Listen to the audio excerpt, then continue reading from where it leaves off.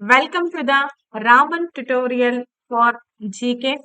So ಎಲ್ರಿಗೂ ಕೂಡ hi hello ನಮಸ್ತೆ ವೆಲ್ಕಮ್. ಹೇಗಿದ್ದೀರಾ ಎಲ್ರು? ಹೋಪ್ ಸೊ ಎಲ್ರು ಚೆನ್ನಾಗಿದ್ದೀರಾ ಅಂತ ಭಾವಿಸ್ತಾ ಇದ್ದೀನಿ. ಇವತ್ತಿನ ನಮ್ಮ ಒಂದು ಶೈಕ್ಷಣಿಕ ಮನೋವಿಜ್ಞಾನಕ್ಕೆ ಸಂಬಂಧಪಟ್ಟಂತ ತರಗತಿಯನ್ನ ನಾವೀಗ ಶುರು ಮಾಡ್ತಾ ಇದ್ದೀವಿ. ಸೊ ಎಲ್ರಿಗೂ ಕೂಡ hi hello good evening guys. Okay, ಎಲ್ರು ಹೇಗಿದ್ದೀರಾ? ಸರಿ, ಹಾಯ್ ಎಲ್ರಿಗೂ ಕೂಡ ಹಾಯ್ ಹಲೋ ನಮಸ್ತೆ. ಬನ್ನಿ ಸ್ಟಾರ್ಟ್ ಮಾಡೋಣ, ತಡ ಮಾಡೋದ್ ಬೇಡ. ಯಾಕೆ ಅಂತಂದ್ರೆ ಈಗಾಗ್ಲೇ ತಡ ಆಗಿದೆ. ಹಾಗಾಗಿ ಎಸ್, ಇವತ್ತಿನ ಒಂದು ಸೆಷನ್ ಅಲ್ಲಿ the most important psychological questions ಗಳನ್ನ ಅಂಡ್ ಇವೆಲ್ಲವೂ ಕೂಡ ಅನ್ವಯಿಕ ಪ್ರಶ್ನೆಗಳಾಗಿರುತ್ತೆ. ನಿಮ್ಮ ಎಕ್ಸಾಮಿಗೆ 100% ಹೆಲ್ಪ್ ಆಗೋ ರೀತಿಯಲ್ಲಿ ಇರುತ್ತೆ. ಎಲ್ರಿಗೂ ಕೂಡ ಹೋಲ್ಸೇಲ್ ನಮಸ್ಕಾರವನ್ನ ಹೇಳ್ತಾ ಸ್ಟಾರ್ಟ್ ಮಾಡೋಣ, ತಡ ಮಾಡೋದ್ ಬೇಡ. ಸೊ ಮುಂಬರ್ತಕ್ಕಂತ CET ಎಕ್ಸಾಮ್ಸ್ ಅಂಡ್ TET ಎಕ್ಸಾಮ್ಸಿಗೆ ಮತ್ತೆ ನಿಮ್ಮ ಒಂದು GPSTR ಎಕ್ಸಾಮ್ಸಿಗೆ 100% ಹೆಲ್ಪ್ ಆಗ್ತಕ್ಕಂತ ವಿಡಿಯೋ ಇದು. ಕಂಪ್ಲೀಟ್ ಆಗಿ ವಿಡಿಯೋವನ್ನ ನೋಡಿ.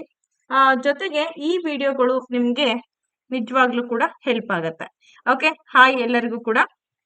ಬನ್ನಿ, ಒಂದನೇ ಪ್ರಶ್ನೆ ಹೀಗಿದೆ: ತರಗತಿಯ ಇತರ ಕಲಿಯುವವರೊಂದಿಗೆ ಗುಂಪು ಚಟುವಟಿಕೆಗಳಲ್ಲಿ ಶಿಕ್ಷಕನು ದೃಷ್ಟಿ ಸವಾಲು ಕಲಿಯುವವರನ್ನ ತೊಡಗಿಸಿಕೊಂಡಾಗ ಅವಳು ಅಂತ ಇದೆ. When a teacher involves a visually challenge learner in the group activities with the other learners of the class she is ಅಂತ ಇದೆ. ಪ್ರಶ್ನೆ ಎಲ್ರಿಗೂ ಕೂಡ ಅರ್ಥ ಆಗ್ಬೇಕು. ಯಾಕಂತಂದ್ರೆ ಪ್ರಶ್ನೆ ಅರ್ಥ ಆದ್ರೆ ನೀವು ಆನ್ಸರ್ ಅನ್ನ ಮಾಡ್ಬೋದು. ಅಂದ್ರೆ ಒಂದು ತರಗತಿ ಇದೆ, ಆ ತರಗತಿಯಲ್ಲಿ ಬೇರೆ ಬೇರೆ ಕಲಿತಕ್ಕಂತ ಮಕ್ಕಳ ಜೊತೆಗೆ ಗುಂಪು ಚಟುವಟಿಕೆಗಳಲ್ಲಿ ಶಿಕ್ಷಕ ಏನ್ ಮಾಡ್ತಾನೆ, ದೃಷ್ಟಿ ಸವಾಲುಳ್ಳಂತಹ ಮಕ್ಕಳನ್ನ ತೊಡಗಿಸ್ಕೊಳ್ತಾನೆ, ಅಂದ್ರೆ ಆ ಮಕ್ಕಳನ್ನ ಸೇರ್ಸ್ಕೊಳ್ತಾನೆ. ಸೊ ಆ ಸಂದರ್ಭದಲ್ಲಿ ಆ ಮಗು ಯಾವ ರೀತಿ ಪ್ರತಿಕ್ರಿಯೆ ಕೊಡುತ್ತೆ? ಅಂತರ್ಗತ ಶಿಕ್ಷಣದ ಮನೋಭಾವಕ್ಕೆ ಅನುಗುಣವಾಗಿ ಕಾರ್ಯವನ್ನ ನಿರ್ವಹಿಸುವುದು, ದೃಷ್ಟಿಹೀನ ಕಲಿಯುವವರ ಬಗ್ಗೆ ಸಹಾನುಭೂತಿಯನ್ನ ಬೆಳೆಸಿಕೊಳ್ಳಲು ಎಲ್ಲಾ ಕಲಿತಕ್ಕಂತ ವಿದ್ಯಾರ್ಥಿಗಳಿಗೆ ಸಹಾಯ ಮಾಡುವುದು. ಸಿ ಏನ್ ಹೇಳ್ತಾ ಇದೆ, ದೃಷ್ಟಿಹೀನ ಕಲಿಯುವವರ ಮೇಲೆ ಒತ್ತಡವನ್ನ ಹೆಚ್ಚಿಸುವ ಸಾಧ್ಯತೆ ಇದೆ, ತರಗತಿಯ ಕಲಿಕೆಗೆ ಅಡೆತಡೆಗಳನ್ನ ಸೃಷ್ಟಿಸುವುದು ಅಂತ ಇದೆ. ಎಸ್, ಹಾಗಾದ್ರೆ ಇದನ್ನ ಯಾಕೆ ಈ ಟ್ರಿಕ್ ಅನ್ನ ಶಿಕ್ಷಕ ಬಳಕೆ ಮಾಡ್ತಾನೆ?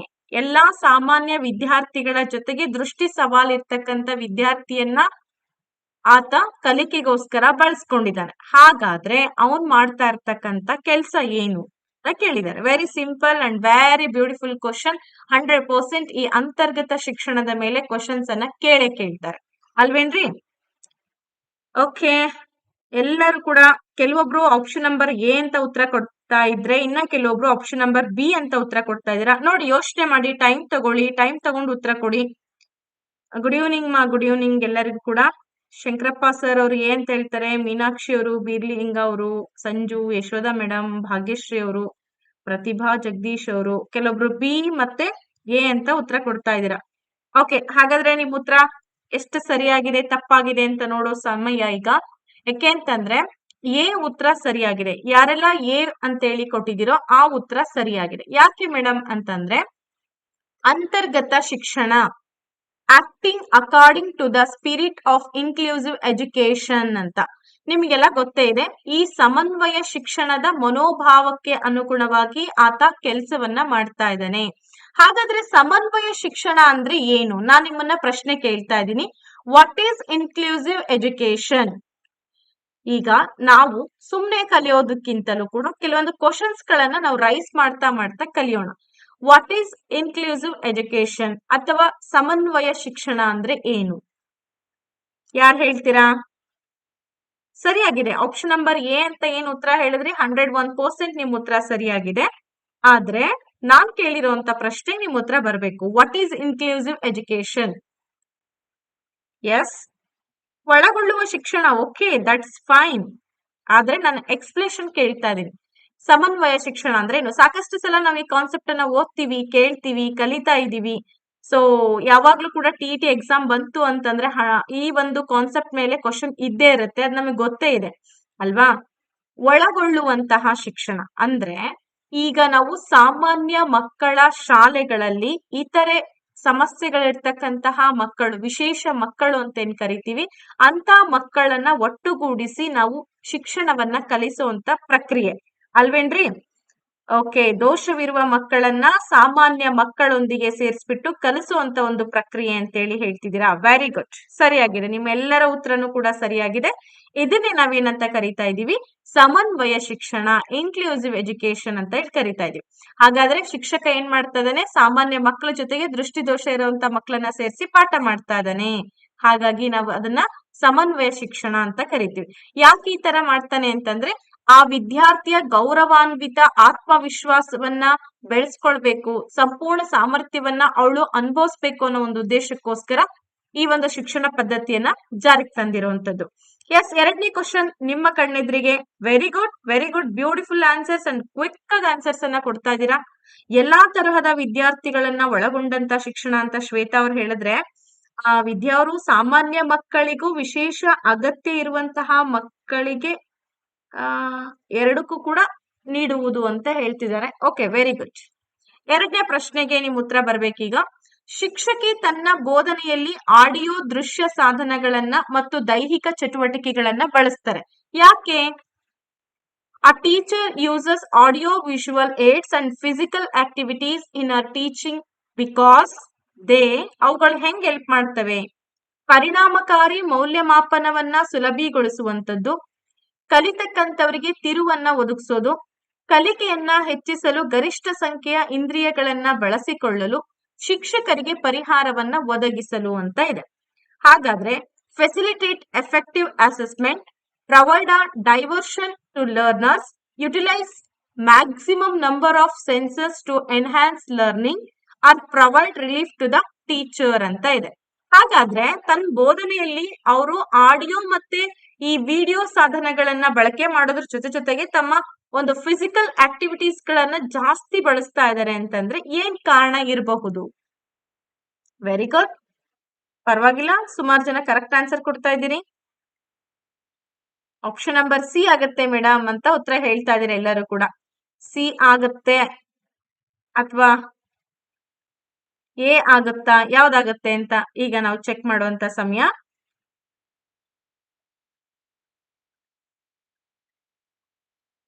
Okay, very good. ಓಕೆ, ಈಗ ಹಾಗಾದ್ರೆ ನಾವು ಆನ್ಸರ್ ಅನ್ನ ನೋಡುವಂತ ಸಮಯ ಆಗಿದೆ ಅಲ್ವಾ. ಅವಳು ತನ್ನ ಬೋಧನೆಯಲ್ಲಿ ಇವೆಲ್ಲಾ ಸಾಧನಗಳನ್ನ ಬಳಕೆ ಮಾಡ್ಕೊಳ್ತಾ ಇದ್ದಾಳೆ ಅಂತಂದ್ರೆ ಕಲಿಕೆಯನ್ನ ಹೆಚ್ಚಿಸ್ಬೇಕು, ಗರಿಷ್ಠ ಸಂಖ್ಯೆಯ ಒಂದು ಸೆನ್ಸಸ್ ಗಳನ್ನ ಯೂಸ್ ಮಾಡ್ಬೇಕು ಅನ್ನೋ ಒಂದು ಉದ್ದೇಶಕ್ಕೋಸ್ಕರ ಆಕೆ ಆ ಶಿಕ್ಷಣ ರಂಗದಲ್ಲಿ ಇದನ್ನೆಲ್ಲವನ್ನ ಬಳಕೆ ಮಾಡ್ತಾ ಇದ್ದಾಳೆ. ಹೌದಾ? ಕರೆಕ್ಟ್ ಆಗಿದೆ ನಿಮ್ ಉತ್ತರ. ಓಕೆ, ನೋಡಿ, ಶ್ರವಣ ದೃಶ್ಯ ಸಾಧನಗಳು ಕಲಿಕೆಯ ಪ್ರಕ್ರಿಯೆಯನ್ನ ಉತ್ತೇಜಿಸುವ ಅಥವಾ ಶ್ರವಣ ಅಥವಾ ದೃಷ್ಟಿ ಎರಡರ ಮೂಲಕನೂ ಕೂಡ ನಡೆಸ್ತಕ್ಕಂಥ ಸಾಧನಗಳು ಅಲ್ವಾ.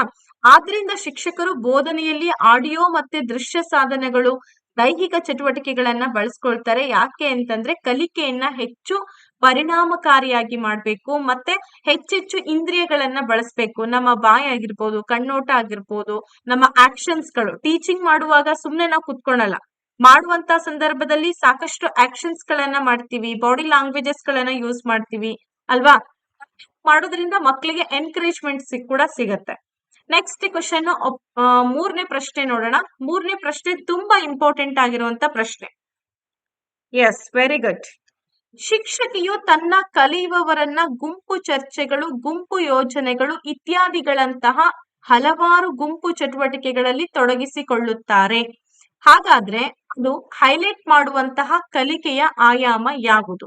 A teacher engages her learners in a number of group activities such as group discussions, group projects, etc. The learning dimension it highlights is ಅಂತ ಇದೆ. ಹಾಗಾದ್ರೆ ಏನ್ ಹೈಲೈಟ್ ಮಾಡ್ತಾ ಇದೆ ಇಲ್ಲಿ?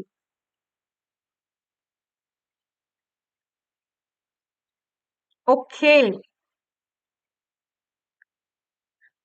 ಆಪ್ಷನ್ ನಂಬರ್ ಎ ಮೇಡಮ್ ಅಂತೇಳಿ ಲತಾ ಅವರು ಹೇಳ್ತಾ ಇದ್ದಾರೆ. ನೋಡಿ, ಯೋಚನೆ ಮಾಡಿ ಉತ್ತರ ಕೊಡಿ ಎಲ್ಲರೂ.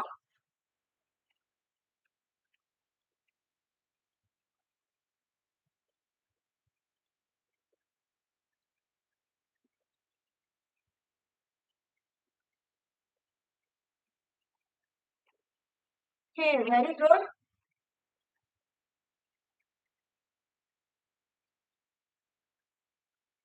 Good things.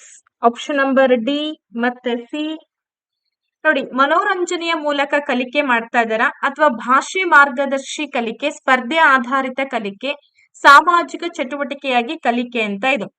ಕೋರ್ಸ್ ಶಿಕ್ಷಕಿ ಎಲ್ಲಾ ಚಟುವಟಿಕೆಗಳನ್ನ ಗುಂಪು ಯೋಜನೆಗಳ ಜೊತೆಗೆ ಮಾಡ್ತಾ ಇದ್ದಾಳೆ, ಹಲವಾರು ಗುಂಪು ಚಟುವಟಿಕೆಗಳಲ್ಲಿ ವಿದ್ಯಾರ್ಥಿಗಳನ್ನ ತೊಡಗಿಸ್ಕೊಳ್ತಾ ಇದ್ದಾಳೆ ಅಂತಂದ್ರೆ ಅವಳ ಉದ್ದೇಶ ಏನಿದೆ ಅಂದ್ರೆ ಕಾಂಪಿಟೇಷನ್ ಬೇಸ್ಡ್ ಲರ್ನಿಂಗ್ ಅಲ್ಲ, ತಪ್ಪಾಗುತ್ತೆ. ಆಪ್ಷನ್ ನಂಬರ್ ಸಿ ಅಂತ ಹೇಳ್ಬೇಡಿ.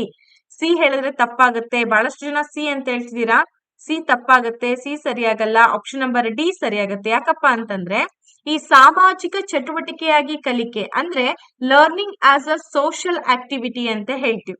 ಮಕ್ಕಳು ಒಬ್ಬೊಬ್ರೆ ಕಲಿಯೋದ್ರಿಂದ ವಿಷಯಗಳ ತಾತ್ಪರ್ಯಗಳು ಅರ್ಥ ಆಗಲ್ಲ. ಬದಲಿಗೆ ಒಂದು ಗ್ರೂಪ್ ಆಕ್ಟಿವಿಟೀಸ್ ಏನ್ ಮಾಡುತ್ತೆ ಅಂತಂದ್ರೆ ವಿಷಯಗಳನ್ನ ಚರ್ಚೆಗೊಳಪಡಿಸುತ್ತೆ, ಯೋಜನೆಗಳಿಗೆ ಒಳಪಡಿಸುತ್ತೆ, ರೋಲ್ ಪ್ಲೇ ಇವೆಲ್ಲವನ್ನು ಕೂಡ ನಾವು ಸಾಮಾಜಿಕ ಕಲಿಕೆಯ ಭಾಗ ಅಂತಲೇ ಕರಿತಾ ಇದೀವಿ. ಈ ಗುಂಪು ಚಟುವಟಿಕೆಗಳಲ್ಲಿ ಮಕ್ಕಳು ತಮ್ಮ ಗೆಳೆಯರ ಜೊತೆಗೆ ಸಂವಹನ ಆಗಿರ್ಬಹುದು, ಮಾತುಕತೆಗಳಾಗಿರ್ಬೋದು, ಇವೆಲ್ಲವುಗಳನ್ನ ಕಲಿತಾ ಹೋಗ್ತಾರೆ.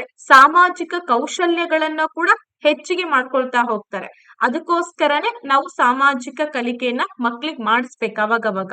ಈಗ ಕೆಲವೊಬ್ರು ಏನ್ ಮಾಡ್ತಾರೆ ಅಂದ್ರೆ ಅವರು ಗ್ರೂಪ್ ಆಕ್ಟಿವಿಟೀಸ್ ಮಾಡೋದಕ್ಕೆ ಅವಕಾಶಗಳನ್ನೇ ಕೊಡಲ್ಲ. ಆ ರೀತಿ ಮಾಡಬಾರ್ದು.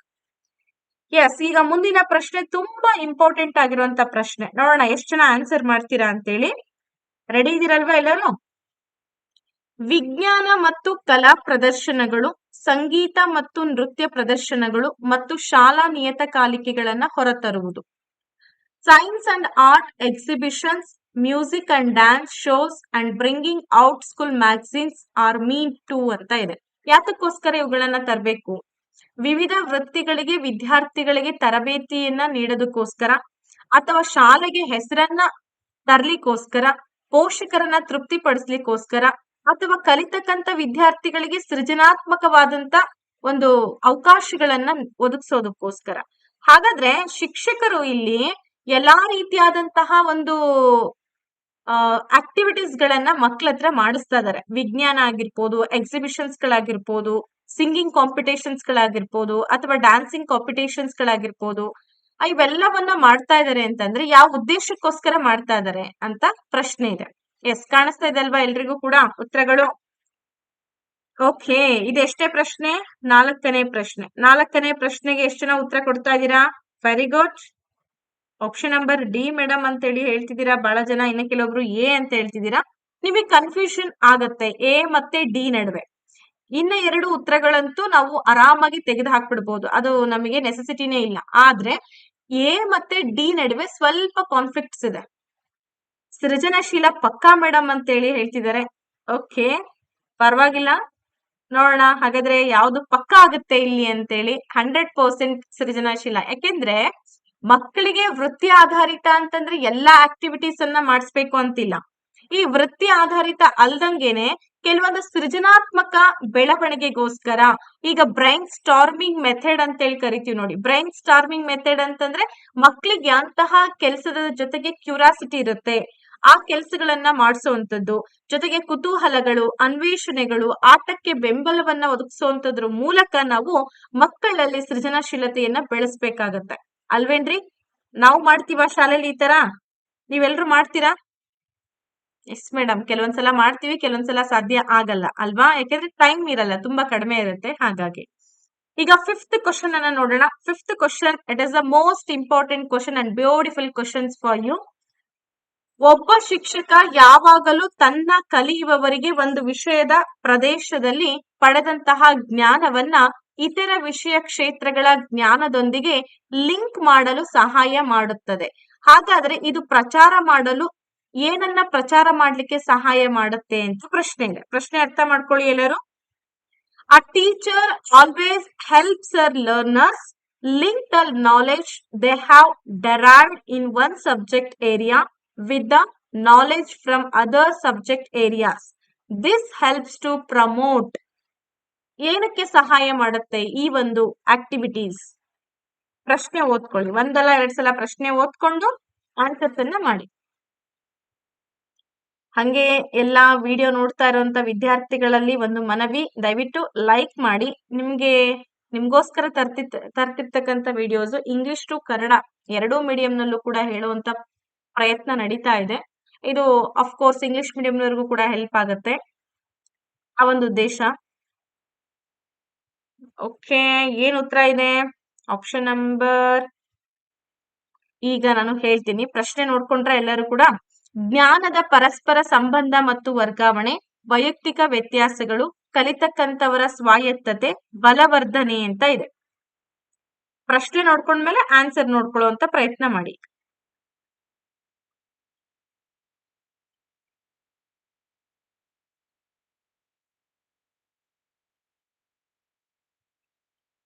ಆನ್ಸರ್ ಕಾಣಿಸ್ತಾ ಇದೆ ನೋಡಿ, ಆನ್ಸರ್ ಈಗ ಕೊಟ್ಟಿದ್ದೀನಿ. Correlation and transfer of knowledge, individual differences, learner autonomy, reinforcement ಅಂತ ಇದೆ. ಎಸ್, ನಾನು ಇದ್ರ ಬಗ್ಗೆ ಸ್ವಲ್ಪ ಎಕ್ಸ್ಪ್ಲೇನ್ ಕೂಡ ಮಾಡ್ತೀನಿ. ಬಹಳ ಇಂಪಾರ್ಟೆಂಟ್ ಆಗಿರುವಂತ ಒಂದು ಟಾಪಿಕ್ ಇದೆ ಇದು. ನಿಮ್ಗೆ ಈ ಕ್ವಶನ್ ಅನ್ನ ಸೋಷಿಯಲ್ ಸೈನ್ಸ್ ಅಲ್ಲಿ ಕೇಳ್ಕೊಳ್ಬಹುದು, ಅಥವಾ ಸೈನ್ಸ್ ಮ್ಯಾಥ್ಸ್ ಅಲ್ಲೂ ಕೂಡ ಕೇಳೋ ಸಾಧ್ಯತೆ ಇರುತ್ತೆ, EVS ದಲ್ಲೂ ಕೂಡ ಕೇಳೋ ಸಾಧ್ಯತೆ ಇರುತ್ತೆ. ಯಾಕೆ ಮೇಡಮ್ ಅಂತಂದ್ರೆ, ಇದು ಯಾವ ವಿಷಯಕ್ಕೆ ಸಂಬಂಧಪಟ್ಟಿರ್ತಕ್ಕಂತ ಒಂದು ಪ್ರಶ್ನೆ ಅಂತಂದ್ರೆ, ನಾನು ಹೇಳ್ತೀನಿ ನಿಮ್ ಉತ್ತರಗಳು ಸರಿನಾ ಅಥವಾ ತಪ್ಪಾ ಅನ್ನೋದು ಕೂಡ ಹೇಳ್ತೀನಿ. ಉತ್ತರ ಸರಿಯಾಗಿದೆ ಅಂತ ಸುಮಾರು ಜನ ಹೇಳ್ತಾ ಇದ್ದೀರಾ, ಹೋಲ್ಡ್ ಅಲ್ಲಿ ಇಡೋಣ. ಒಬ್ಬ ಶಿಕ್ಷಕ ಯಾವಾಗ್ಲೂ ಕೂಡ ತನ್ನ ಕಲಿತಕ್ಕಂತ ವಿದ್ಯಾರ್ಥಿಗಳಿಗೆ ಒಂದು ವಿಷಯದ ಪ್ರದೇಶದಲ್ಲಿ ಪಡೆದಂತ ಜ್ಞಾನವನ್ನ ಬೇರೆ ವಿಷಯ ಕ್ಷೇತ್ರಗಳಿಗೆ ಆ ಒಂದು ಜ್ಞಾನದ ಜೊತೆಗೆ ಲಿಂಕ್ ಮಾಡ್ಲಿಕ್ಕೆ ಸಹಾಯವನ್ನ ಮಾಡ್ತದೆ ಅಂತ ಹೇಳ್ತಾನೆ. ಯಾತಕ್ಕೋಸ್ಕರ ಈ ರೀತಿ ಹೇಳ್ತಾನೆ ಅಂತಂದ್ರೆ, ಒಂದು ಟಾಪಿಕ್ ಬರುತ್ತೆ ನಿಮಗೆ, ಸಹ ಸಂಬಂಧ ಅಂತ. ಮೇಡಮ್ ಏನಿದು ಸಹ ಸಂಬಂಧ ಅಂತಂದ್ರೆ ನೋಡಿ, ಕೋರಿಲೇಷನ್ ಬಾಂಡಿಂಗ್ ಅಥವಾ ಕೋರಿಲೇಷನ್ ಅಂತ ಹೇಳಿ ಕರಿತೀವಿ. ಈ ಕೋರಿಲೇಷನ್ ಅಂತಂದ್ರೆ, ಈಗ ನಾವು ಈ ಗಣಿತವನ್ನ ಓದುವಂತ ಸಂದರ್ಭದಲ್ಲಿ ಅಥವಾ ಸಮಾಜ ವಿಷಯವನ್ನ ಓದ್ತೀವಿ. ಈ ಸಮಾಜಕ್ಕೆ ಬೇಕಾಗಿರುವಂತದ್ದು ಏನೇನಿದೆ, ಭೌಗೋಳಿಕ ಜ್ಞಾನ ಬೇಕು, ಇತಿಹಾಸದ ಜ್ಞಾನ ಬೇಕು, ಅಂಕೆ ಅಂಶಗಳ ಜ್ಞಾನ ಬೇಕು. ಫಾರ್ ಎಕ್ಸಾಂಪಲ್, ಈಗ ಇತಿಹಾಸದಲ್ಲಿ ಅಂತ ತಗೊಂಡಾಗ ಇತಿಹಾಸಕ್ಕೆ ಮತ್ತೆ ಭೂಗೋಳ ಶಾಸ್ತ್ರಕ್ಕೆ ಬಹಳ ಒಂದು ಅವಿನಾಭಾವ ಸಂಬಂಧ ಇದೆ ಅಂತ ಹೇಳ್ತೀವಿ. ನಾನು ಪ್ರತಿ ಸಲ ಹೇಳ್ತಾ ಇರ್ತೀನಿ, ಇವೆರಡು ನಡುವೆ ಕೋರಿಲೇಷನ್ ಇದೆ. ಹೆಂಗಿದೆ ಮೇಡಮ್ ಅಂತಂದ್ರೆ, ಇತಿಹಾಸಕ್ಕೆ ಭೂಗೋಳಕ್ಕೆ ಸಂಬಂಧ ಇದೆನಾ? 100% ಇದೆ. ಹೆಂಗಿದೆ ಅಂತಂದ್ರೆ, ಎಲ್ಲಾ ನಾಗರಿಕತೆಗಳು ಬೆಳೆದ್ ಬಂದಿದ್ದು ನದಿ ದಡದ ಮೇಲೆ. ಮೆಸೊಪೊಟೇಮಿಯಾ ತಗೊಳ್ಳಿ, ಸಿಂಧು ಸರಸ್ವತಿ ನಾಗರಿಕತೆ ತಗೊಳ್ಳಿ, ಚೀನಾ ನಾಗರಿಕತೆ ತಗೊಳ್ಳಿ, ಎಲ್ಲಾ ನಾಗರಿಕತೆಗಳು ಕೂಡ ನದಿ ದಂಡೆ ಮೇಲೆ ಬೆಳೀತು. ನದಿ ದಂಡೆಗಳೆಲ್ಲ ಜಿಯೋಗ್ರಫಿಕಲ್ ಫೀಚರ್ಸ್ ಗೆ ಸಂಬಂಧಪಟ್ಟಿರುತ್ತೆ. ಅಂದ್ರೆ ಇತಿಹಾಸ ಸೃಷ್ಟಿ ಆಗ್ಬೇಕು ಅಂತಂದ್ರೆ ಅಲ್ಲಿ ಜಿಯೋಗ್ರಫಿಕ್ ಅಂಶಗಳು ತುಂಬಾ ಇಂಪಾರ್ಟೆಂಟ್ ಆಗಿ ಬೇಕಾಗತ್ತಲ್ವಾ? ಹಾಗೇನೆ ಇತಿಹಾಸ ಮತ್ತೆ ಗಣಿತಕ್ಕೆ ಲಿಂಕ್ ಇದೆ. ಹೆಂಗಿದೆ ಮೇಡಮ್ ಅಂತಂದ್ರೆ, ಗಣಿತದಲ್ಲಿ ಬರ್ತಕ್ಕಂತ ಅಂಕಿ ಅಂಶಗಳನ್ನೆಲ್ಲವನ್ನ ನಾವು ಇತಿಹಾಸದಲ್ಲಿ ನೋಡ್ತೀವಿ. ಹೌದಲ್ಲೇನ್ರಿ? ಹೆಂಗ್ ನೋಡ್ತೀವಿ ಅಂತಂದ್ರೆ, ಈಗ ನೋಡಿ, ಕ್ರಮಾನುಗತವಾಗಿ ಇಸ್ವಿಗಳನ್ನ ನೋಡ್ತೀವಿ. 1942ರಲ್ಲಿ ಕ್ವಿಟ್ ಇಂಡಿಯಾ ಮೂವ್ಮೆಂಟ್ ಆಯ್ತು ಅಂತ ಹೇಳ್ತೀವಿ. 1950ರಲ್ಲಿ ಗಣರಾಜ್ಯ ಬಂತು ಅಂತ ಹೇಳ್ತೀವಿ. 47ರ ಸ್ವತಂತ್ರ ಸಿಕ್ತು ಅಂತ ಹೇಳ್ತೀವಿ. ಅಂಕಿ ಅಂಶಗಳನ್ನ ಕ್ಯಾಲ್ಕುಲೇಷನ್ ಮಾಡ್ತಾ ಇದೀವಿ. ಹಾಗಾಗಿ ಇತಿಹಾಸ ಗಣಿತ ಜೊತೆ ಕೋರಿಲೇಷನ್ ಇದೆ, ಇತಿಹಾಸ ವಿಜ್ಞಾನ ಜೊತೆ ಕೋರಿಲೇಷನ್ ಇದೆ, ಇತಿಹಾಸ ಭೂಗೋಳ ಜೊತೆಗಿದೆ, ಇತಿಹಾಸ ಅರ್ಥಶಾಸ್ತ್ರ ಜೊತೆಗಿದೆ. ಹಿಂಗೆ ಸಹ ಸಂಬಂಧವನ್ನ ಬಾಂಡಿಂಗ್ ಕ್ರಿಯೇಟ್ ಮಾಡುವಂತದ್ದು. ಸೊ ಇದಕ್ಕೆ ಸರಿಯಾದ ಉತ್ತರ ಆಪ್ಷನ್ ನಂಬರ್ ಎ ಅಂತ ಹೇಳಿದ್ರಲ್ಲ, ವೆರಿ ಗುಡ್, ಸರಿಯಾಗಿದೆ. ಎರಡು ವಿಷಯ ಕ್ಷೇತ್ರಗಳಿಂದ ಪರಸ್ಪರ ಸಂಬಂಧವನ್ನ, ಜ್ಞಾನವನ್ನ ವರ್ಗಾವಣೆ ಮಾಡ್ಲಿಕ್ಕೆ ಸಹಾಯ ಮಾಡುತ್ತೆ. ಅದಕ್ಕೋಸ್ಕರ ಶಿಕ್ಷಕ ಆ ರೀತಿಯಾಗಿ ಹೇಳ್ತಾನೆ. ಓಕೆ, ಕ್ಲಿಯರಾ? ಆ ಕ್ವಶನ್ ಹೆಂಗೆ ಬಂದ್ರು ಕೂಡ ನೀವು ಆನ್ಸರ್ ಮಾಡುವಂತ ಒಂದು ಪ್ರಯತ್ನ ಮಾಡಿ. ಕೇವಲ ಇತಿಹಾಸ ಭೂಗೋಳ ಅಷ್ಟೇ ಅಲ್ಲ, ವಿಜ್ಞಾನ ಮತ್ತು ಗಣಿತಕ್ಕೂ ಲಿಂಕ್ ಇರುತ್ತೆ. ಹಾಗೆ ಇತಿಹಾಸ ಮತ್ತು ವಿಜ್ಞಾನಕ್ಕೂ ಕೂಡ ಲಿಂಕ್ ಇರುತ್ತೆ ಅಲ್ವಾ? Creativity is usually associated with ಅಂತ ಇದೆ. ಎಸ್, ಒಂದು ವಿಷಯ ಮತ್ತೊಂದು ವಿಷಯದೊಂದಿಗೆ ಹೊಂದಿರುವಂತ ಸಂಬಂಧ ಕರೆಕ್ಟ್ ಆಗಿದೆ. ಸೃಜನಶೀಲತೆ ಸಾಮಾನ್ಯವಾಗಿ ಸಂಬಂಧಪಟ್ಟಿರ್ತಕ್ಕಂತ ಅಂಶ ಯಾವ್ದಕ್ ಸಂಬಂಧಪಟ್ಟಿದೆ? ಇಮಿಟೇಷನ್, ಅನುಕರಣೆಗೆ ನಾವು ಇಂಗ್ಲಿಷ್ ನಲ್ಲಿ ಏನಂತ ಕರಿತೀವಿ? ಇಮಿಟೇಷನ್ ಅಂತ ಕರಿತೀವಿ. ಒಮ್ಮುಖ ಚಿಂತನೆ, ಇದನ್ನ ಕನ್ವರ್ಜೆಂಟ್ ಥಿಂಕಿಂಗ್, ವಿಭಿನ್ನ ಚಿಂತನೆ, ಡೈವರ್ಜೆಂಟ್ ಥಿಂಕಿಂಗ್, ಮಾಡೆಲಿಂಗ್ ಅಂತ ಹೇಳ್ತೀವಿ. ಹಾಗಾದ್ರೆ ಸೃಜನಶೀಲತೆ ಯಾವ್ದಕ್ ಸಂಬಂಧಪಟ್ಟಿದೆ? ಆಫ್ ಕೋರ್ಸ್ ನೀವೆಲ್ಲರೂ ಕೂಡ ಸರಿಯಾದ ಉತ್ತರ ಕೊಡ್ತೀರಾ ಇದರಲ್ಲಿ, no doubt at all. Because ಬಹಳ ಪ್ರಚಲಿತದಲ್ಲಿರ್ತಕ್ಕಂಥ ಪ್ರಶ್ನೆ ಇದು, ಅಲ್ವೇನ್ರಿ? ಎಸ್, ವೆರಿ ಗುಡ್,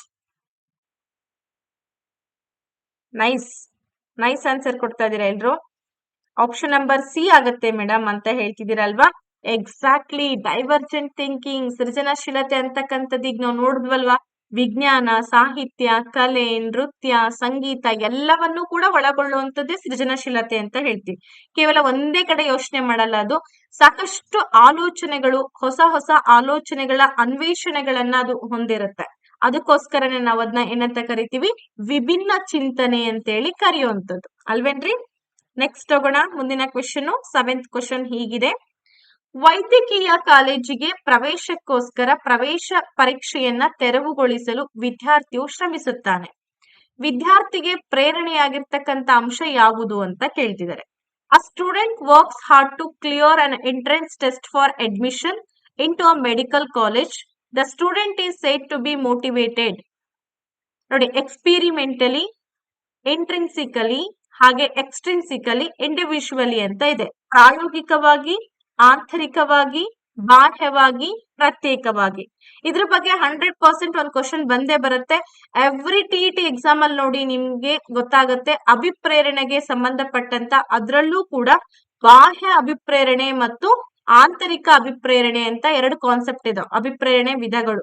ಬಾಹ್ಯ ಅಭಿಪ್ರೇರಣೆ ಅಂದ್ರೇನು, ಆಂತರಿಕ ಅಭಿಪ್ರೇರಣೆ ಅಂದ್ರೆ ನಿಮಗೆ ಗೊತ್ತೇ ಇದೆ ಅಲ್ವಾ. ಸೊ ಎವ್ರಿ ಒಂದು ನಾವು ಕ್ವಶನ್ ಪೇಪರ್ ಅಲ್ಲಿ ವಾಚ್ ಮಾಡೋ ರೀತಿಯಲ್ಲಿ ಇದಕ್ಕೆ ಸಂಬಂಧಪಟ್ಟಂತ ಒಂದು ಕ್ವಶನ್ ಇದ್ದೇ ಇರುತ್ತೆ ಕಂಪಲ್ಸರಿ. ಎಸ್, ಕೆಲವೊಬ್ರು ಉತ್ತರಗಳನ್ನ ಫಾಸ್ಟ್ ಕೊಡ್ತಾ ಇದ್ದೀರಾ. Very good, nice answers. Option number B madam, ಆಂತರಿಕ ಅಭಿಪ್ರೇರಣೆ ಅಲ್ವಾ.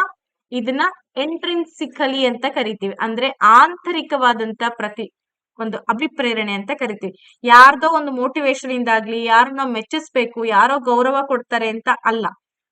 ಇದು ಯಾರಿಗೋಸ್ಕರನೋ ಮಾಡಿದಂತ ಕೆಲಸ ಅಲ್ಲ, ತಮ್ಮ ಒಂದು ತೃಪ್ತಿಗೋಸ್ಕರ, ತಮ್ಮ ಒಳಿತಿಗೋಸ್ಕರ, ತಮ್ಮ ಭವಿಷ್ಯತ್ತಿಗೋಸ್ಕರ ಮಾಡ್ತಕ್ಕಂತ ಕೆಲಸಕ್ಕೆ ನಾವು ಆಂತರಿಕವಾಗಿ ಅವರು ಅಭಿಪ್ರೇರಣೆಗೆ ಒಳಪಡ್ತಾರೆ. ವೈದ್ಯಕೀಯ ಕಾಲೇಜಿಗೋಸ್ಕರ ತಾನು ಪ್ರವೇಶ ಪಡಿಲೇಬೇಕು ಅನ್ನೋ ಒಂದು ಉದ್ದೇಶಕ್ಕೋಸ್ಕರ ಆತ ಹೆಚ್ಚು ಪರಿಶ್ರಮವನ್ನ ಮಾಡ್ತಾನೆ. ನೀವೆಲ್ಲರೂ ಟಿ ಪಾಸ್ ಮಾಡ್ಕೋಬೇಕು ಅಂತ ಆಂತರಿಕವಾಗಿ ಬಲ ಇಟ್ಕೊಂಡಿದ್ದೀರ. ಆ ಒಂದು ಬಲ ಏನ್ ಮಾಡ್ತಾ ಇದೆ, ಇವತ್ತು ನಿಮ್ಮನ್ನ ಹೆಚ್ಚೆಚ್ಚು ಓದ್ಲಿಕ್ಕೆ ಪ್ರೋತ್ಸಾಹವನ್ನ ಕೊಡ್ತಾ ಇದೆ. ಯಾರೋ ಹೇಳೋದ್ರಿಂದ ಬರಲ್ಲ, ಯಾರೋ ಕೇಳೋದ್ರಿಂದ ಬರಲ್ಲ. ನೀವು ನಿಮ್ಮತನವನ್ನ ಕಾಪಾಡ್ಕೊಳ್ಬೇಕು ಅಂತಂದಾಗ ಆಂತರಿಕವಾಗಿ ಆ ಮೋಟಿವೇಶನ್ ಬರುತ್ತೆ. ಸೊ ಅದನ್ನೇ ನಾವು ಆಂತರಿಕ ಅಭಿಪ್ರೇರಣೆ ಅಂತೇಳಿ ಕರೆಯೋದು. Very good. ನೆಕ್ಸ್ಟ್ ಕ್ವಶನ್ಗೆ ಹೋಗೋಣ. ಮುಂದಿನ ಕ್ವಶನ್ ನಡವಳಿಕೆಗೆ ಸಂಬಂಧಪಟ್ಟಿರ್ತಕ್ಕಂತ ಒಂದು ಕ್ವಶನ್ ಇದೆ. The doing aspect of behaviour falls in the ಅಂತ ಇದೆ. ಅಂದ್ರೆ ನಡವಳಿಕೆಯ ಮಾಡುವಂತ ಅಂಶ ಇದರಲ್ಲಿ ಬರುತ್ತೆ. ನಡವಳಿಕೆ ಅಂತಕ್ಕಂಥ ಅಂಶ ಯಾವ್ದ್ರಲ್ಲಿ ಬರುತ್ತೆ? ಕಲಿಕೆಯ ಮಾನಸಿಕ ಡೊಮೇನ್, ಕಲಿಕೆಯ ಅರಿವಿನ ಡೊಮೇನ್, ಕಲಿಕೆಯ ಪರಿಣಾಮಕಾರಿ ಡೊಮೇನ್, ಕಲಿಕೆಯ ಸಂಯೋಜಿತ ಡೊಮೇನ್ ಅಂತ ಇದೆ. ಮೇಡಮ್ ಕ್ವಶನ್ ಅರ್ಥ ಆಗ್ಲಿಲ್ಲ ಅಂದ್ರೆ ಹೇಳ್ತೀನಿ.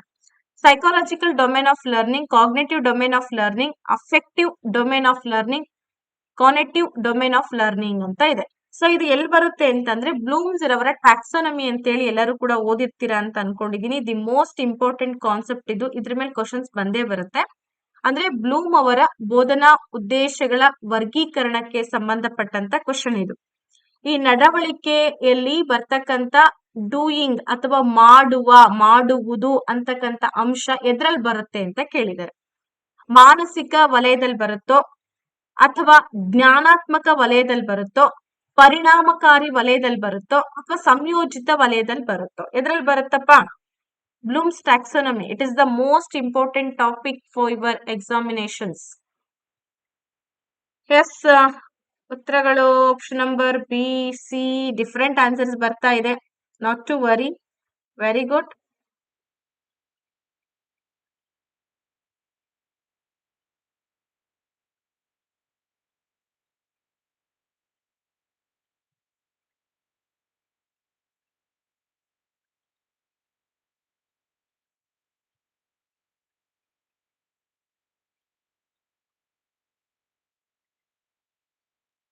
ಓಕೆ, ಯಾವ್ದಾಗುತ್ತೆ ಸರಿಯಾದಂತ ಉತ್ತರ ಅಂತ ಈಗ ನಾವು ನೋಡ್ತಾ ಹೋಗೋಣ.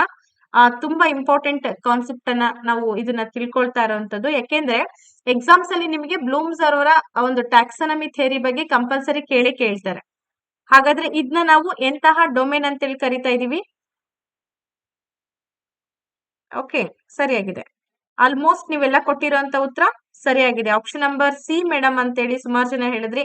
ಇನ್ನ ಕೆಲವೊಬ್ರು ಬಿ ಅಂತಾನು ಕೂಡ ಉತ್ತರವನ್ನ ಕೊಡ್ತಾ ಇದ್ದೀರಾ. ಸೊ ಇದು ನಡವಳಿಕೆ ಅಥವಾ ಮಾಡುವಂತ ಅಂಶ ಬರುವಂತದ್ದು ಕಾಗ್ನೇಟಿವ್ ಡೆವಲಪ್ಮೆಂಟ್ ಅಲ್ಲಿ ಬರುತ್ತೆ. ಮಾಡುವುದು,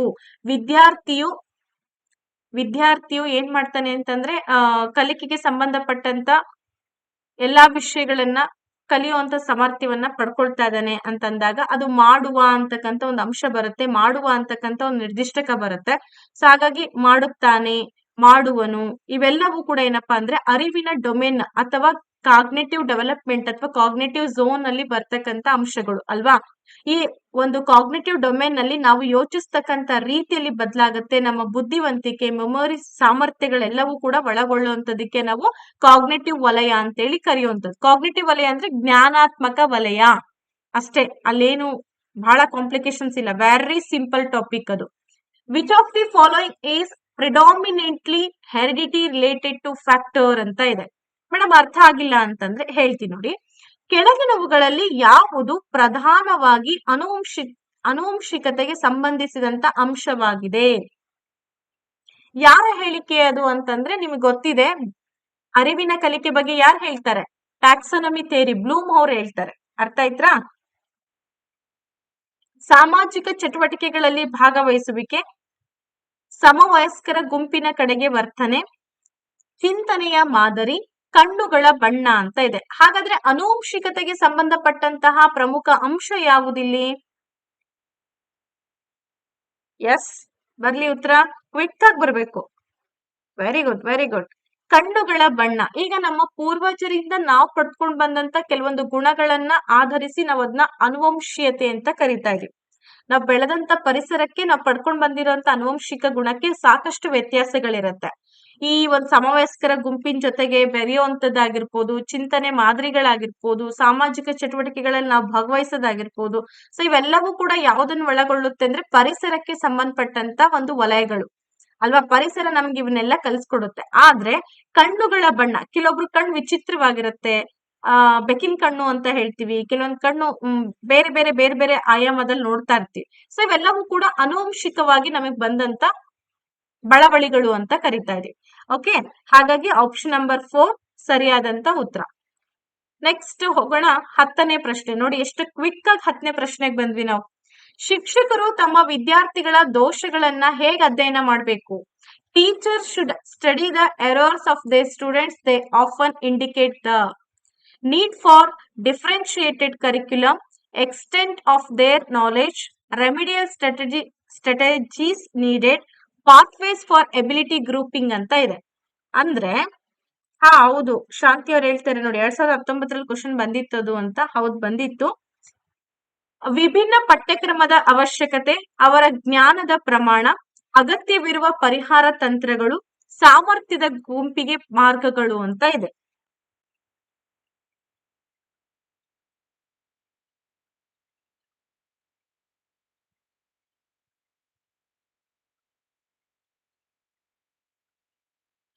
ಏನ್ ಬರ್ತಾ ಇದೆ ಉತ್ತರ? ಹಾಗಾದ್ರೆ ಇಲ್ಲಿ ಬಹಳ ಸಿಂಪಲ್ ಆಗಿದೆ ಪ್ರಶ್ನೆ, ಚೆನ್ನಾಗಿದೆ.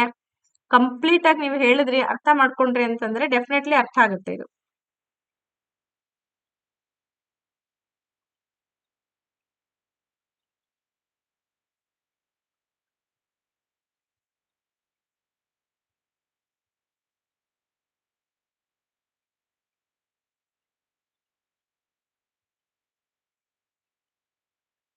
ಎಸ್, ನಿಮ್ ಉತ್ತರ ಏನಿದೆ ಹಾಗಾದ್ರೆ? Very good, option number C ಅಂತೇಳಿ ಉತ್ತರಗಳನ್ನ ಕೊಡ್ತಾ ಇದ್ದೀರಾ. ವಿಭಿನ್ನ ಪಠ್ಯಕ್ರಮದ ಅವಶ್ಯಕತೆ, ಅವರ ಜ್ಞಾನದ ಪ್ರಮಾಣ, ಅಗತ್ಯವಿರುವಂತ ಪರಿಹಾರ ತಂತ್ರಗಳು, ಮತ್ತೇನ್ ಹೇಳ್ತಿದೆ, ಸಾಮರ್ಥ್ಯದ ಗುಂಪಿಗೆ ಮಾರ್ಗಗಳು ಅಂತ ಇದೆ. ಎಸ್, ಇಲ್ಲಿ ಬಹಳಷ್ಟು ಜನ ಪರಿಹಾರ ತಂತ್ರಗಳು ಅಂತ ಉತ್ತರವನ್ನ ಕೊಡ್ತಿದ್ದೀರಾ. ಸರಿಯಾದಂತ ಉತ್ತರ ನಿಮ್ದು. ಮಕ್ಕಳು ವಿಭಿನ್ನ ಸಾಮರ್ಥ್ಯಗಳನ್ನ ಹಾಗೆ ಕಲಿಕೆಯ ಶೈಲಿಗಳನ್ನ ಹೊಂದಿದ್ದಾರೆ ಅಂತಂದಾಗ ಅವರಲ್ಲಿ ಇರ್ತಕ್ಕಂಥ ದೋಷಗಳನ್ನ ಅಧ್ಯಯನ ಮಾಡಿದ್ಮೇಲೆ ನಾವೇನ್ ಮಾಡ್ಬೇಕು? ಶಿಕ್ಷಕರಾದಂತವ್ರು ಅವ್ರಿಗೆ ಬೇಕಾಗಿರೋದು ಪರಿಹಾರ, ಅಂದ್ರೆ ಪರಿಹಾರ ಬೋಧನೆ ಅಲ್ವಾ. ಬೇರೆ ಬೇರೆ ಒಂದು ವಿಧಾನಗಳ ಮೂಲಕ ಪರಿಹಾರ ಬೋಧನೆಯನ್ನ ಮಾಡಿ ಮಕ್ಕಳಿಗೆ ಬೇಕಾಗಿರ್ತಕ್ಕಂಥ ಅನುಕೂಲಗಳನ್ನ ವಿನ್ಯಾಸಗೊಳಿಸ್ಬೇಕಾಗತ್ತೆ. ಸೊ ಹಾಗಾಗಿ ಆಪ್ಷನ್ ನಂಬರ್ ಸಿ ಏನಾಗಿದೆ? ಸರಿಯಾಗಿದೆ.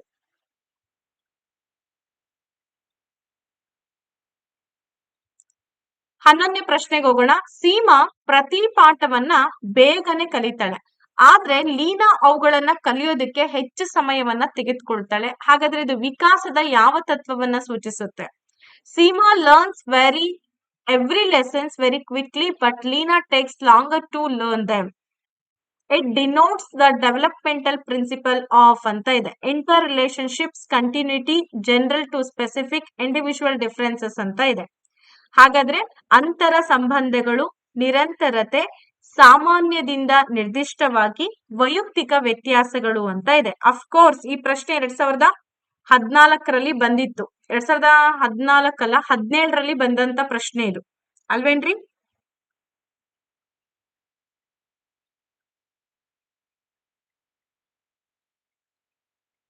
Very good.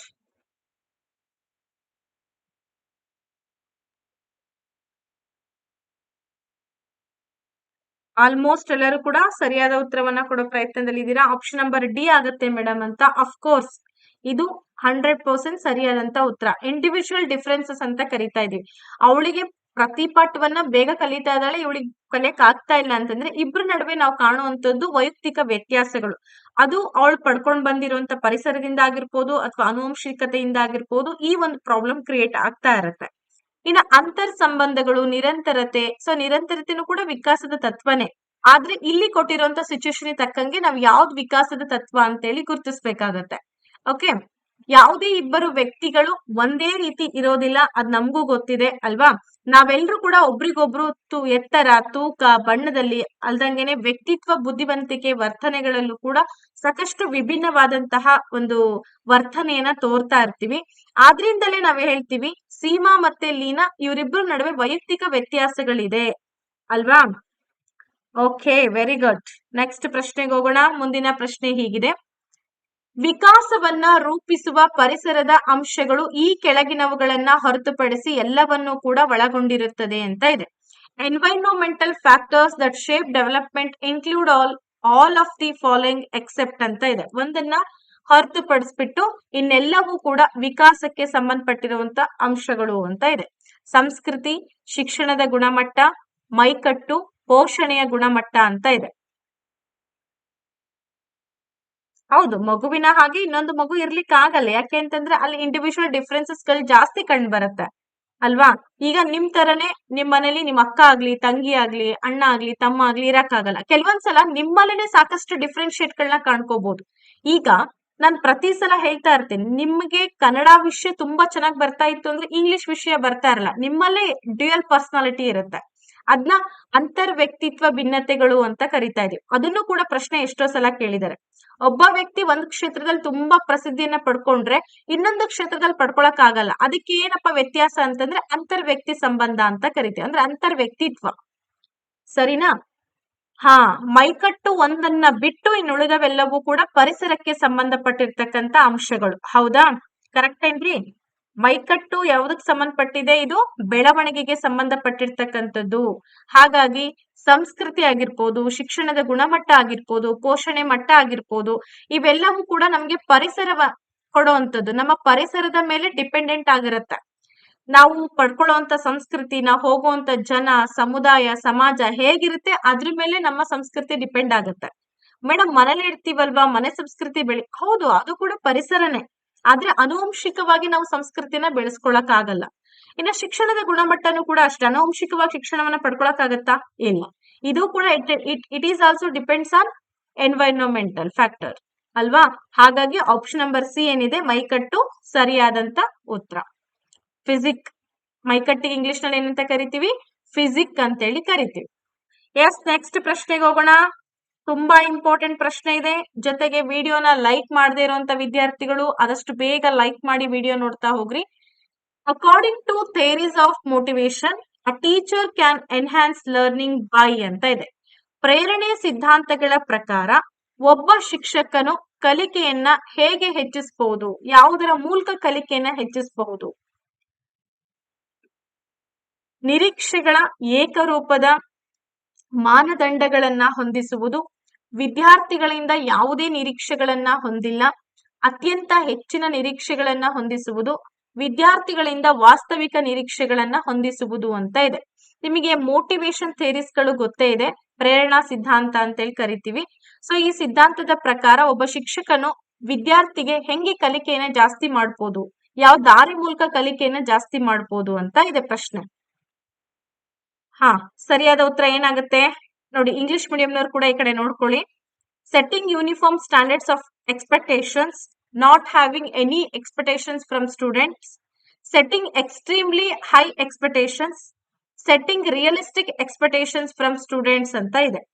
ವೆರಿ ಗುಡ್, ತುಂಬಾ ಆಕ್ಟಿವ್ ಆಗಿ ಪಾರ್ಟಿಸಿಪೇಟ್ ಮಾಡ್ತಿದ್ದೀರಿ. Really I am very happy for that. Yes, very good. Option number D ಏನಿದೆ ಸರಿಯಾದಂತ ಉತ್ತರ. ಯಾಕೆ ಅಂತಂದ್ರೆ ಅವರು ಅಭಿಪ್ರೇರಣೆಗೆ ಒಳಪಡಬೇಕು ಅಂತಂದಾಗ ವಾಸ್ತವಿಕ ನಿರೀಕ್ಷೆಗಳನ್ನ ನಾವು ಯಾವಾಗ್ಲೂ ಕೂಡ ಮಂದಟ್ ಮಾಡ್ಕೋಬೇಕು. ಈ ವಿದ್ಯಾರ್ಥಿಗಳಿಂದ ವಾಸ್ತವಿಕ ನಿರೀಕ್ಷೆಗಳನ್ನ ಹೊಂದಿಸುವುದರ ಮೂಲಕ ಶಿಕ್ಷಕರು ಕಲಿಕೆಯನ್ನ ಜಾಸ್ತಿ ಮಾಡ್ಬೋದು. ಹೆಂಗೆ ಮೇಡಮ್, ವಾಸ್ತವಿಕ ನಿರೀಕ್ಷೆಗಳು ಅಂದ್ರೆ ಏನು? ರಿಯಲಿಸ್ಟಿಕ್ ಎಕ್ಸ್ಪೆಕ್ಟೇಷನ್ಸ್ ಅಂತ ಕರಿತೀವಿ. ಹಾಗಾದ್ರೆ ವಾಟ್ ಈಸ್ ರಿಯಲಿಸ್ಟಿಕ್ ಎಕ್ಸ್ಪೆಕ್ಟೇಷನ್ಸ್? ಹಂಗೆ ಮುಂದಕ್ಕೆ ಹೋಗಕ್ ಬರಲ್ಲ, ನಾವು ಕಾನ್ಸೆಪ್ಟ್ ಕ್ಲಿಯರ್ ಮಾಡ್ಕೋಬೇಕಲ್ವಾ? ಹೇಗೆ ನಾವು ವಾಸ್ತವಿಕ ನಿರೀಕ್ಷೆಗಳನ್ನ ಹೊಂದಿಸ್ಬೇಕು? ಬೇಗ ಬರ್ಬೇಕು ಉತ್ತರ. Thank you Pallavi madam, thank you so much. And ಉತ್ತರ ಓಕೆ, ಬಟ್ ನಾನ್ ಕೇಳಿರೋಂತ ಪ್ರಶ್ನೆಗೆ ನಿಮ್ ಉತ್ತರ ಬರ್ಬೇಕು. ನಾನ್ ಕೇಳಿರೋ ಪ್ರಶ್ನೆ ಹೋಪ್ ಸೋ ನಿಮ್ಗೆ ಅರ್ಥ ಆಗಿದೆ ಅಂತ ಅನ್ಕೊಂಡಿದೀನಿ.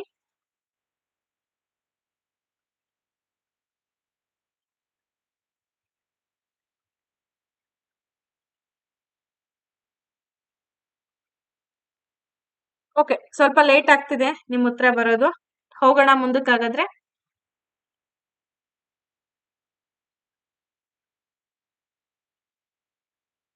ಎಸ್, ವಾಸ್ತವಿಕ ನಿರೀಕ್ಷೆಗಳು ಅಂತಂದ್ರೆ ಏನು? ಇದು ಬಹಳ ಇಂಪಾರ್ಟೆಂಟ್ ಅಲ್ವಾ?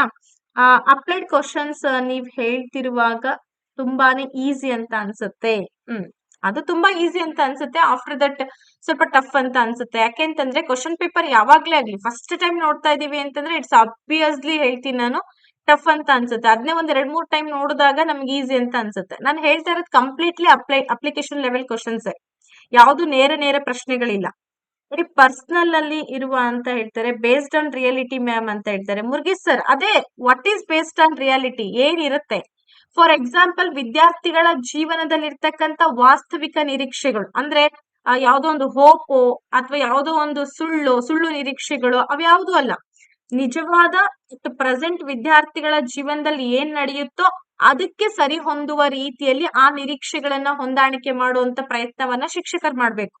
ಆ ವಿದ್ಯಾರ್ಥಿಯ ಪರಿಸ್ಥಿತಿ ಹೇಗಿದೆ, ಅವನ ಗುಣಮಟ್ಟ ಹೇಗಿದೆ, ಬುದ್ಧಿಶಕ್ತಿ ಗುಣಮಟ್ಟ ಹೇಗಿದೆ, ಅದ್ರ ಪ್ರಕಾರ ನಾವು ನಿರೀಕ್ಷೆಯನ್ನ ಗುರುತಿಸ್ಬೇಕಾಗತ್ತೆ. ಅವನ ಒಂದು ಬೌದ್ಧಿಕ ಶಕ್ತಿ ಸ್ವಲ್ಪ ಕಡಿಮೆ ಇದೆ ಅಂತ ಅಂದಾಗ ಅವನ ಗುರಿನೂ ಕೂಡ ಏನಾಗಿರ್ಬೇಕು, ಅತ್ಯಂತ ದೊಡ್ಡದಾದಂತ ಗುರಿ ಇಟ್ಕೊಳಕ್ ಆಗಲ್ಲ ಅಲ್ವಾ? ಈ ರೀತಿ ವಾಸ್ತವಿಕ ನಿರೀಕ್ಷೆಗಳನ್ನ ಹೊಂದಾಣಿಕೆ ಮಾಡ್ತಾ ಹೋಗ್ತೀವಿ.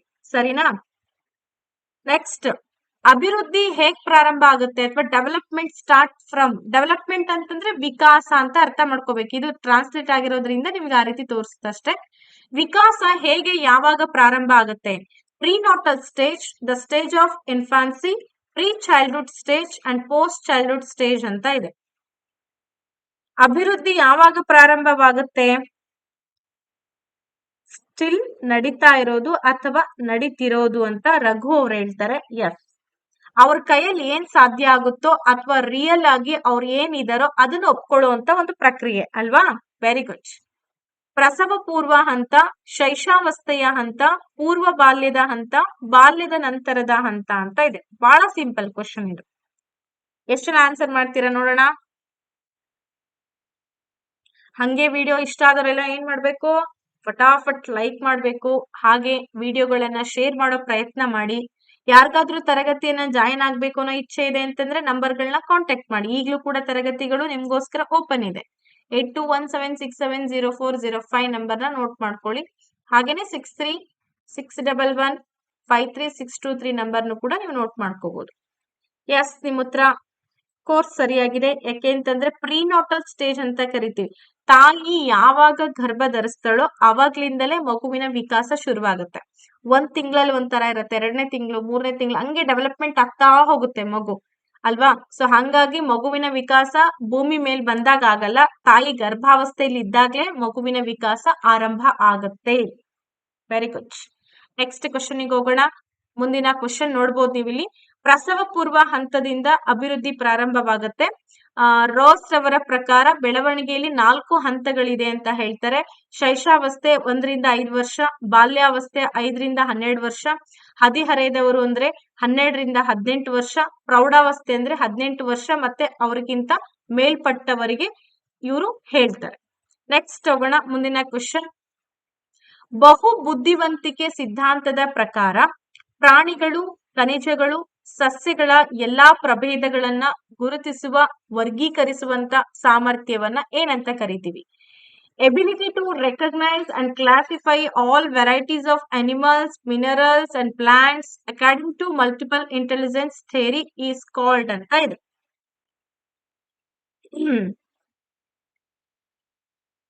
ಮಾಡೋಣ ಮಹಾದೇವಿ ಅವರೇ, GPSTEL ಕ್ಲಾಸ್ ಮಾಡೋಣ. ಸದ್ಯಕ್ಕೆ ಇದಾಗಿರೋದ್ರಿಂದ ಇದ್ರ ಕ್ಲಾಸಸ್ಗಳನ್ನೇ ಮಾಡ್ತಾ ಇರೋಂಥದ್ದು, ಅದನ್ನು ಕೂಡ ಮಾಡೋಣ, ಟೈಮ್ ಬರ್ಲಿ.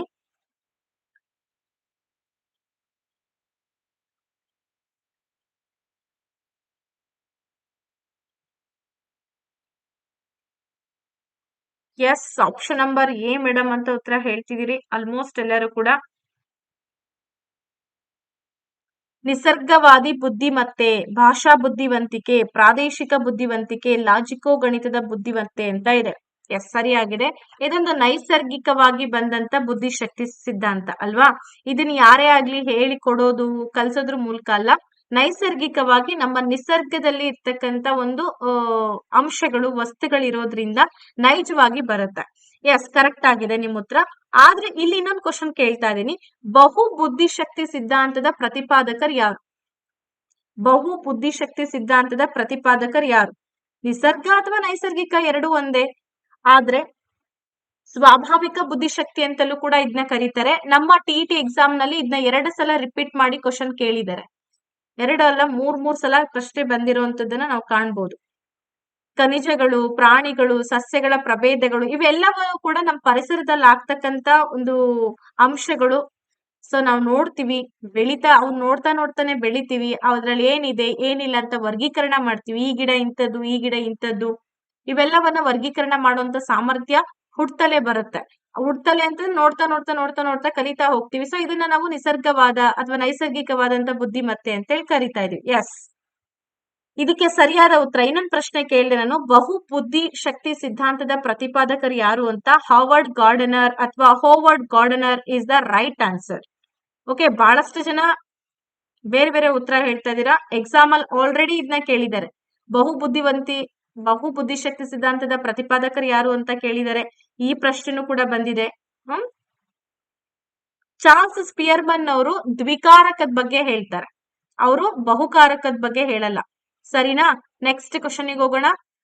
ಬಹುಪಾಲು ಜನರು ಸರಾಸರಿ, ಕೆಲವರು ತುಂಬಾ ಪ್ರಕಾಶಮಾನವಾದವರು ಮತ್ತು ಕೆಲವರು ತುಂಬಾ ಮಂದ. ಈ ಹೇಳಿಕೆಯು ಸ್ಥಾಪಿತ ತತ್ವವನ್ನ ಆಧರಿಸಿದೆ. ಯಾವ ತತ್ವವನ್ನ ಆಧರಿಸಿದೆ ಇದು?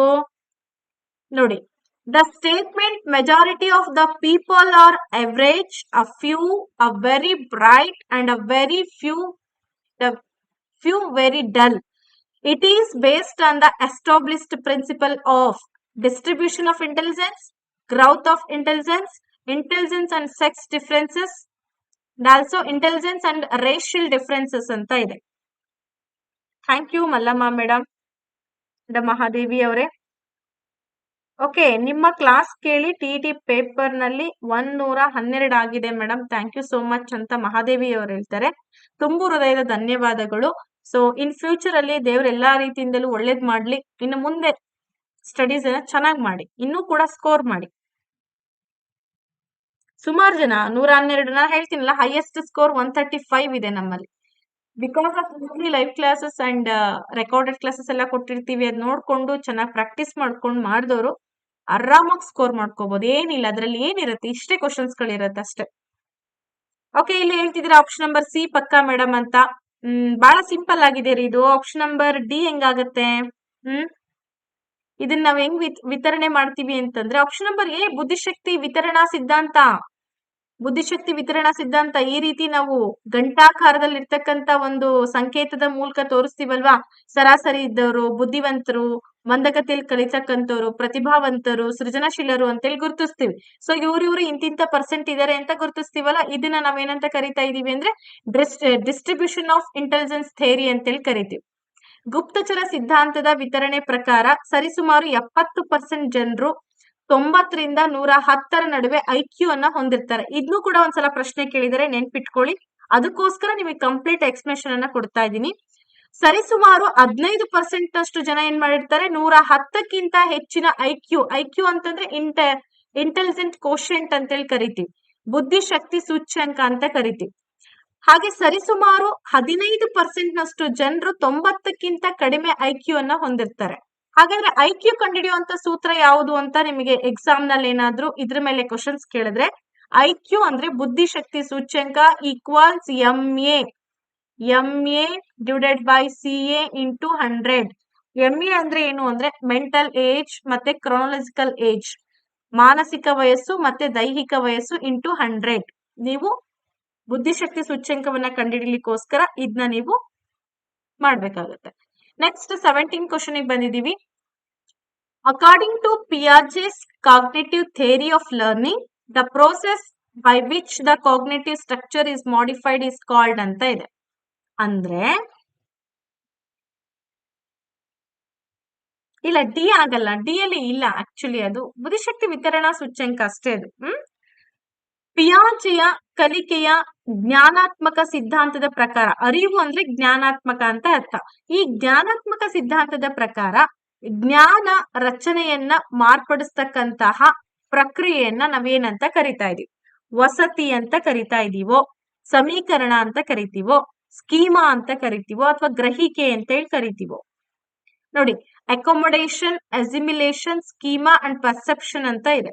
Which one is the right answer here guys? ಎಷ್ಟಾಗ್ಬೇಕು ಲೈಕ್ಸ್? 300 ಅಬೋವ್ ಲೈಕ್ಸ್ ಆಗ್ಬೇಕು, ಬೇಗ ಕ್ವಿಕ್ ಆಗಿ.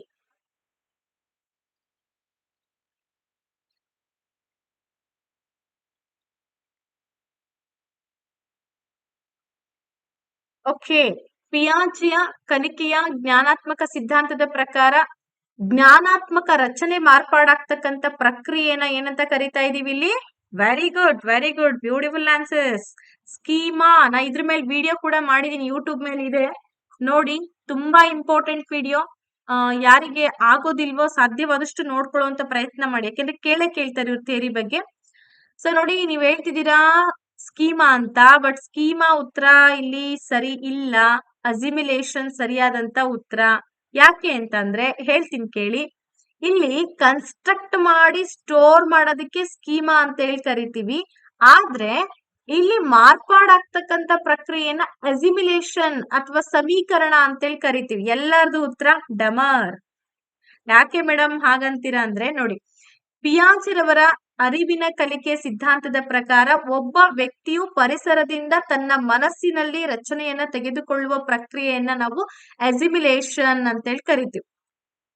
No no no no no no no ತಪ್ಪಾಗಿದೆ ನಿಮ್ ಉತ್ತರ, ಎಲ್ಲರದು ಕೂಡ ತಪ್ಪಾಗಿದೆ. ಅದಕ್ಕೆ ಹೇಳೋದು, ಇಲ್ಲಿ ಕೆಲವೊಂದು ಪ್ರಕ್ರಿಯೆಗಳು ಬರುತ್ತೆ, ಅಸಿಮಿಲೇಷನ್, ಅಕೊಮೊಡೇಷನ್ ಮತ್ತೆ ಸ್ಕೀಮಾ, ಪರ್ಸೆಪ್ಷನ್ ಅಂತೇಳಿ. ಅಕೊಮೊಡೇಷನ್ ಅಂತಂದ್ರೆ ಸ್ಥಳಾವಕಾಶವನ್ನ ಪಡ್ಕೊಳ್ಳೋದು. ಸ್ಥಳಾವಕಾಶ, ಈಗ ನಾವ್ ಯಾವುದೇ ವಿಷಯವನ್ನ ಕಲ್ತಿರ್ತೀವಿ, ಆ ವಿಷಯ ನಮ್ಗೆ ಅವುಗಳನ್ನ ಸ್ಟೋರ್ ಮಾಡ್ಲಿಕ್ಕೆ, ಸಂಸ್ಕರಣೆ ಮಾಡ್ಲಿಕ್ಕೆ ಸ್ಥಳದ ಅವಕಾಶ ಬೇಕಾಗತ್ತೆ. ಆ ಸ್ಥಳಾವಕಾಶ ಸಿಕ್ಕ ಮೇಲೆ ಆ ವಿಷಯಗಳನ್ನ ನಾವೇನ್ ಮಾಡ್ತೀವಿ ಅಂತಂದ್ರೆ ಮಾರ್ಪಾಟ್ ಮಾಡ್ತೀವಿ. ಮಾರ್ಪಾಟ್ ಮಾಡ್ಲಿಕ್ಕೋಸ್ಕರ ಅದನ್ನ ನಾವು ಅಸಿಮಿಲೇಷನ್ ಅಂತ ಕರಿತೀವಿ. ಅವುಗಳನ್ನ ಒಟ್ಟಾಗಿ ಸಂಸ್ಕರಣೆ ಮಾಡೋದಕ್ಕೆ ಸ್ಕೀಮಾ ಅಂತೇಳಿ ಕರಿತೀವಿ. ನೆನ್ಪಿಟ್ಕೊಳ್ಳಿ, ಇದು ತುಂಬಾ ಇಂಪಾರ್ಟೆಂಟ್. ಇದ್ರ ಬಗ್ಗೆ ಸಾಕಷ್ಟು ಸಲ ಎಕ್ಸಾಮ್ಸ್ ಅಲ್ಲಿ ಕೇಳಿದ್ದಾರೆ. ನಿಮಗೆ ಇದ್ರ ಬಗ್ಗೆ ಕನ್ಫ್ಯೂಷನ್ ಇದೆ ಅಂತಂದ್ರೆ ದಯವಿಟ್ಟು ನನ್ನ ಯೂಟ್ಯೂಬ್ ವಿಡಿಯೋನ ನೋಡ್ಕೊಳ್ಳಿ, ಬಹಳ ಚೆನ್ನಾಗಿ ಡ್ರಾ ಮಾಡಿ ನಾನು ಹೇಳಿದೀನಿ. ಡೆಫಿನೆಟ್ಲಿ ನಿಮ್ಗೆ ಅದು ಅರ್ಥ ಆಗೇ ಆಗತ್ತೆ, ಸರಿನಾ? ಹಾಗಾದ್ರೆ ಇದೇನು ಜ್ಞಾನ ಸಂರಚನೆ ಆಗುವಂತ ಒಂದು ಪ್ರಕ್ರಿಯೆ ಇದು.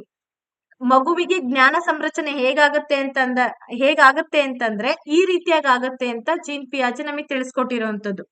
ಓಕೆ, ಸ್ಕೀಮಾ ಅಂದ್ರೆ ಜ್ಞಾನದ ಸಂಸ್ಕರಣೆ, ಜ್ಞಾನದ ಸಂರಚನೆಗೆ ನಾವೇನಂತ ಕರಿತೀವಿ? ಸ್ಕೀಮಾ ಅಂತ ಕರಿತೀವಿ. ಸ್ಕೀಮಾನೇ ಬೇರೆ, ಅಸಿಮಿಲೇಷನ್ ಬೇರೆ, ಅಕೊಮೊಡೇಷನ್ ಬೇರೆ. ಓಕೆ, ನಾನ್ ಹೇಳಿಲ್ಲ ಮಲ್ಲು ಸರ್, ನಾನು ಹೇಳಿಲ್ಲ ಸ್ಕೀಮಾ ಅಂತ ಹೇಳಿಲ್ಲ. ನೀವೆಲ್ಲರೂ ಆನ್ಸರ್ ಹೇಳ್ತಾ ಇದ್ರಿ, ಅಷ್ಟೊತ್ತಿಗೆ ನಾನು ಚೇಂಜ್ ಮಾಡಿದೀನಿ ಅದನ್ನ. 18ನೇ ಪ್ರಶ್ನೆಗೆ ಹೋಗೋಣ. ಹಿಂದಿನ ಕಲಿಕೆಯು ಹೊಸ ಪರಿಸ್ಥಿತಿಯಲ್ಲಿ ಕಲಿಕೆಗೆ ಯಾವುದೇ ವ್ಯತ್ಯಾಸವನ್ನ ಉಂಟು ಮಾಡದಿದ್ದಾಗ ಅದನ್ನ ನಾವು ಏನಂತ ಕರಿತಾ ಇದೀವಿ? ಕನ್ಫ್ಯೂಸ್ ಮಾಡ್ಕೋಬಾರ್ದು ರಾಧಿಕಾ ಅವರೇ, ನಾನು ತುಂಬಾ ಕ್ಲಿಯರ್ ಆಗಿ ಹೇಳಿದೀನಿ. ಕಲಿಕೆಯ ಮಾರ್ಪಾಟನ್ನ ನಾವು ಏನಂತ ಕರಿತೀವಿ? ಅಸಿಮಿಲೇಷನ್ ಅಂತ ಕರಿತೀವಿ. ಕಲಿಕೆಯ ಮಾರ್ಪಾಟು. ಹಾಗೆ ಕಲಿಕೆಯ ಸಂಪೂರ್ಣ ಸಂರಚನೆಯನ್ನ ಸ್ಕೀಮಾ ಅಂತೇಳಿ ಕರಿತೀವಿ. ಸಂರಚನೆ ಬೇರೆ, ಸಂರಚನೆ ಮಾಡುವಂಥದ್ದು, ಕನ್ಸ್ಟ್ರಕ್ಟ್ ಆಗೋದಕ್ಕೆ ನಾವು ಸ್ಕೀಮಾ ಅಂತ ಹೇಳ್ತೀವಿ. ಜ್ಞಾನದ ಸಂರಚನೆ ಆಗತ್ತೆ.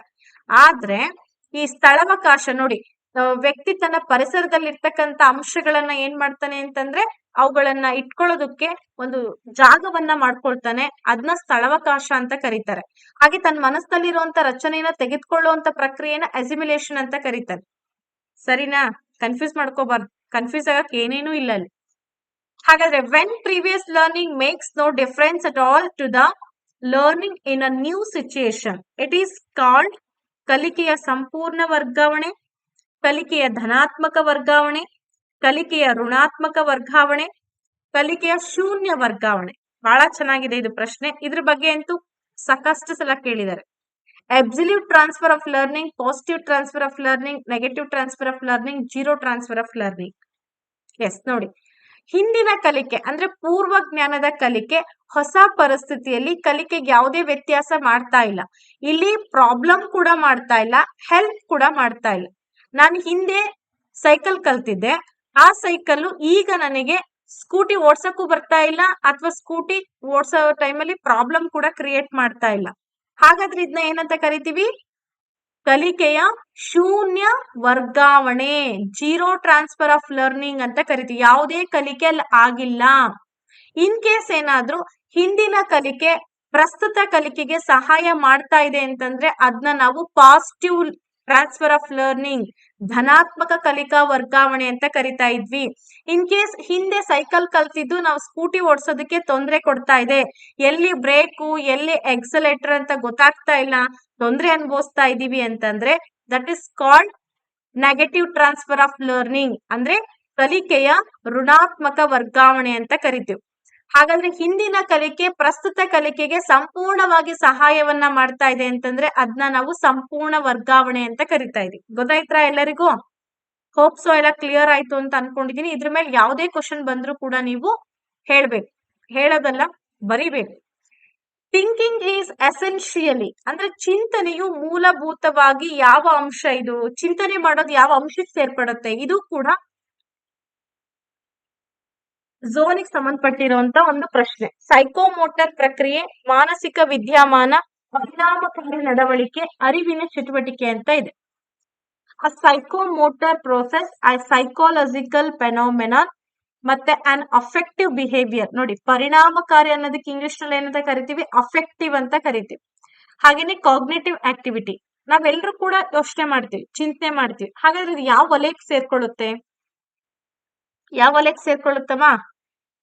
ಮ್ಯಾಮ್ ನೀವು ತುಂಬಾ ರಿಇನ್ಫೋರ್ಸ್ಮೆಂಟ್ ಮಾಡ್ತೀರಾ, ಅದಕ್ಕೆ ಎಲ್ರೂ ಕರೆಕ್ಟ್ ಆನ್ಸರ್ ಕೊಡ್ತೀವಿ. Yes, very good.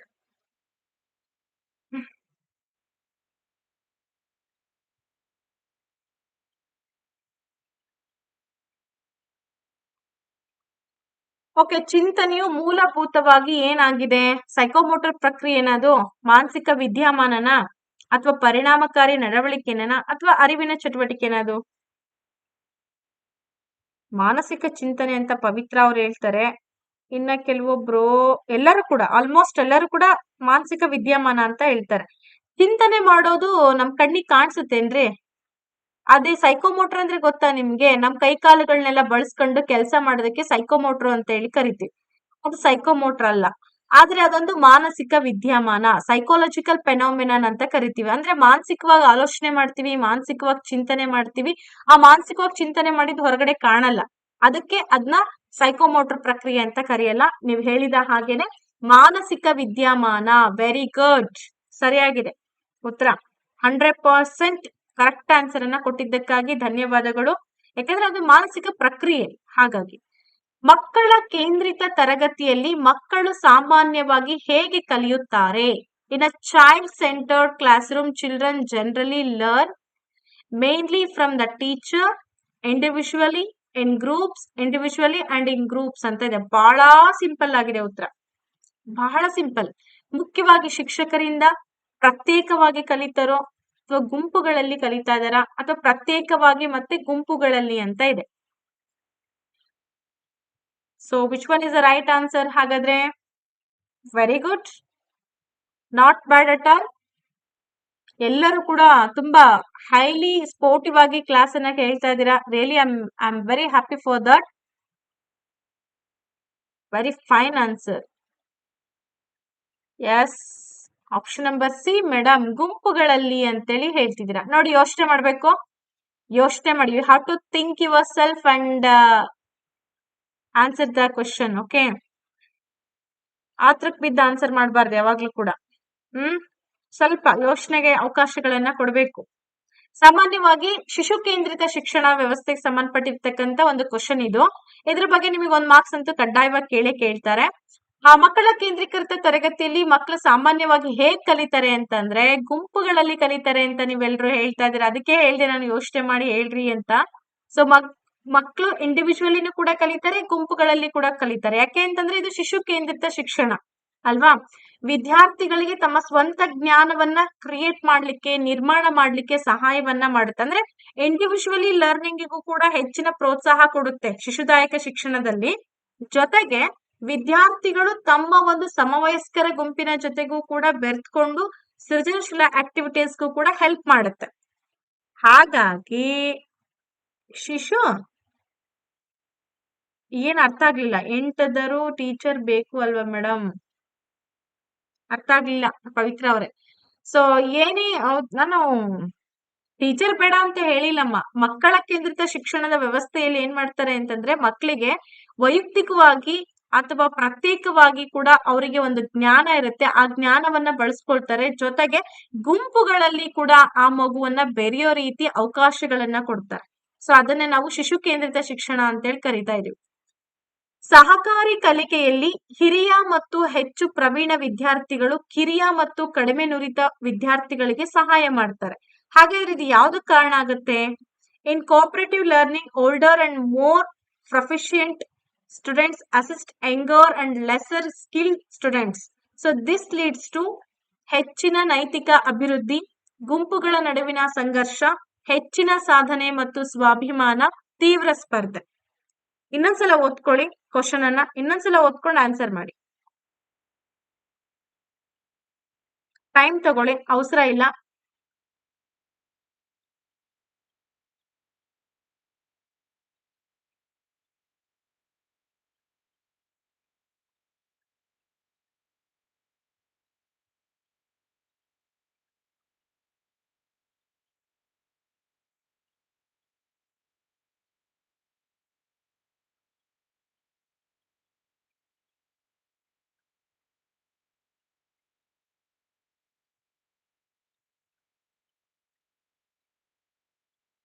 Okay okay, ಬಹಳಷ್ಟು ಜನ ಸರಿಯಾಗಿ ಉತ್ತರವನ್ನ ಕೊಡ್ತಾ ಇದ್ದೀರಾ. Very good.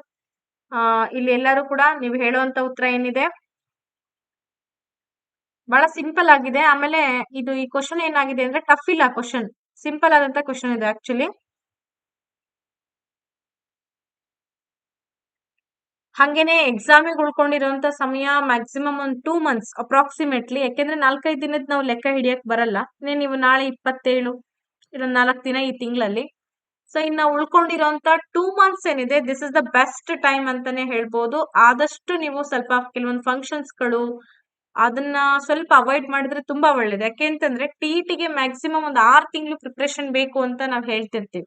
6 ತಿಂಗಳು ಯಾಕೆ ಬೇಕು ಅಂತಂದ್ರೆ ಓದ್ಕೊಳ್ಳೋದಕ್ಕೆ ಅಷ್ಟೊಂದು ಹೆವಿ ಕಾನ್ಸೆಪ್ಟ್ಸ್ ಇದೆ, ಹೆವಿ ಸಿಲೆಬಸ್ ಇದೆ.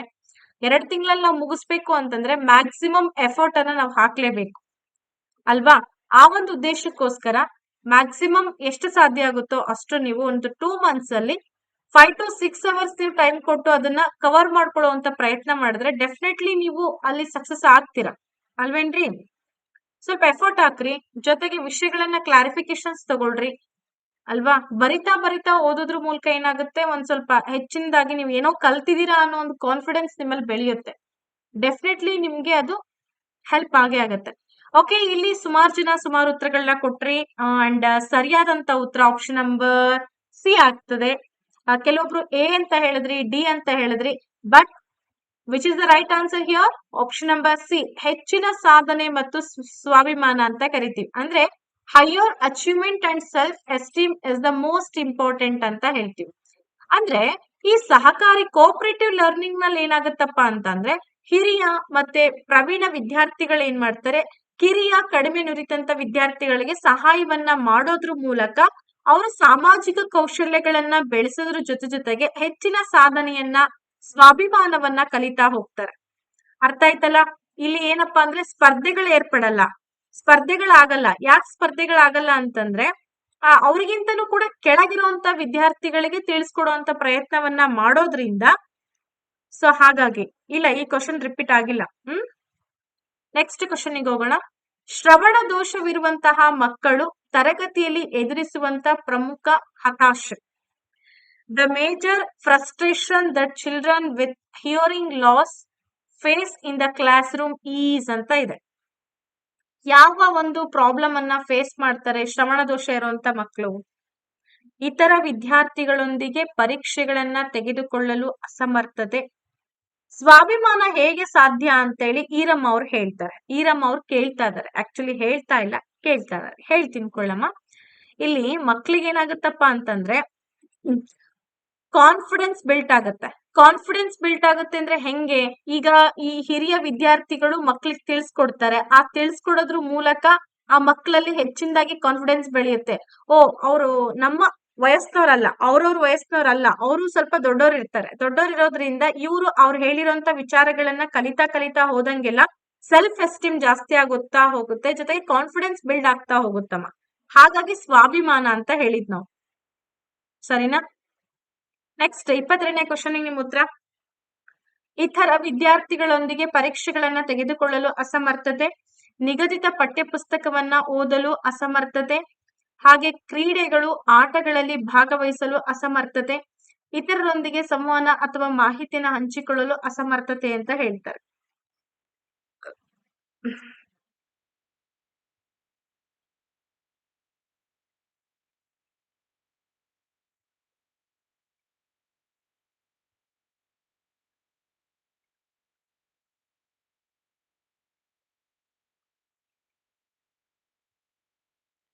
ಹಾ, ಇಲ್ಲಿ ಉತ್ತರ ಏನ್ ಬರುತ್ತೆ? The major frustration that, frustration ಅಂದ್ರೆ ಹತಾಶೆ ಅಥವಾ ಒಂಥರ ಮೈಂಡ್ ಡಿಸ್ಟರ್ಬೆನ್ಸ್ ಆಗೋದು. ಯಾವ ಮಕ್ಳಿಗೆ ಡಿಸ್ಟರ್ಬೆನ್ಸ್ ಆಗಿರುತ್ತಪ್ಪ ಅಂದ್ರೆ ಚಿಲ್ಡ್ರನ್ ವಿತ್ ಹಿಯರಿಂಗ್ ಲಾಸ್, ಅಂದ್ರೆ ಅವರಿಗೆ ಶ್ರವಣ ದೋಷ ಇರ್ತಕ್ಕಂತ ಮಕ್ಕಳು ತರಗತಿಯಲ್ಲಿ ಎದುರಿಸ್ತಕ್ಕಂತ ಪ್ರಮುಖ ಹತಾಶೆ ಯಾವುದು ಅಂತ ಕೇಳ್ತಾ ಇದಾರೆ. Wow, what a beautiful question ಅಲ್ವಾ? ಆಪ್ಷನ್ ನಂಬರ್ ಡಿ ಆಗುತ್ತೆ ಮೇಡಮ್. ಪಕ್ಕ ಆನ್ಸರಾ? ಲಾಕ್ ಮಾಡೋಣ ಹಾಗಾದ್ರೆ. Yes, not bad at all. 100% ನಿಮ್ ಉತ್ತರ ಸರಿಯಾಗಿದೆ. ಯಾವುದೇ ಇಲ್ಲಿ ಪ್ರಾಬ್ಲಮ್ ಇಲ್ಲ. ಯಾಕೆಂತಂದ್ರೆ ಆ ಮಕ್ಳಿಗೆ ಏನೋ ಒಂದು ಗಿಲ್ಟ್ ಕಾಡ್ತಾ ಇರುತ್ತೆ. ಗಿಲ್ಟ್ ಅನ್ನೋದಕ್ಕಿಂತಲೂ ಕೂಡ ಒಂದು ಫ್ರಸ್ಟ್ರೇಷನ್ ಕ್ರಿಯೇಟ್ ಆಗಿರುತ್ತೆ. ವಿಚ್ ಮೀನ್ಸ್ ಏನಾಗ್ತದೆ ಅಂತಂದ್ರೆ ಎಲ್ರು ಡಿಸ್ಕಷನ್ ಇಳಿದಾಗ, ಎಲ್ರು ಸಂವಹನ ಪ್ರಕ್ರಿಯೆಯಲ್ಲಿ ಏರ್ಪಟ್ಟಂತ ಸಂದರ್ಭದಲ್ಲಿ ಏನಾಗುತ್ತೆ, ಆ ಮಕ್ಳು ನಾನು ಅದ್ರಲ್ಲಿ ಪಾಲ್ಗೊಳ್ಳೋದಿಲ್ವಲ್ಲ, ಮಾಹಿತಿಯನ್ನ ಹಂಚ್ಕೊಳ್ಳೋದಕ್ಕೆ ಸಮರ್ಥರಾಗಿದ್ದೀವಲ್ಲ ಅನ್ನೋ ಒಂದು ಫೀಲ್ ಆಗ್ತಾ ಇರುತ್ತೆ. ಸೊ ದಟ್ಸ್ ಕಾಲ್ಡ್ ಫ್ರಸ್ಟ್ರೇಷನ್ ಅಂತ ಹೇಳಿ ಹೇಳ್ಬೋದು, ಹತಾಶೆ ಅಂತೇಳಿ ಕೂಡ ಕರಿಬಹುದು. Option number D is the right answer. B ಆಗಲ್ಲ, ಡಿ ಆಗುತ್ತೆ. ಸರಿನಾ? ನೆಕ್ಸ್ಟ್ ಕ್ವಶನ್ ತುಂಬಾ famous and very interesting and always ಕೇಳೋಂತ ಒಂದು ಕ್ವಶನ್ ಇದೆ. ಡಿಸ್ಲೆಕ್ಸಿಯಾ ಮುಖ್ಯವಾಗಿ ಯಾವ ತೊಂದರೆಗೆ ಸಂಬಂಧಪಟ್ಟಿರ್ತಕ್ಕಂತ ಸಮಸ್ಯೆ? Dyslexia is associated mainly with difficulties in reading, speaking and hearing ಅಂತ ಇದೆ.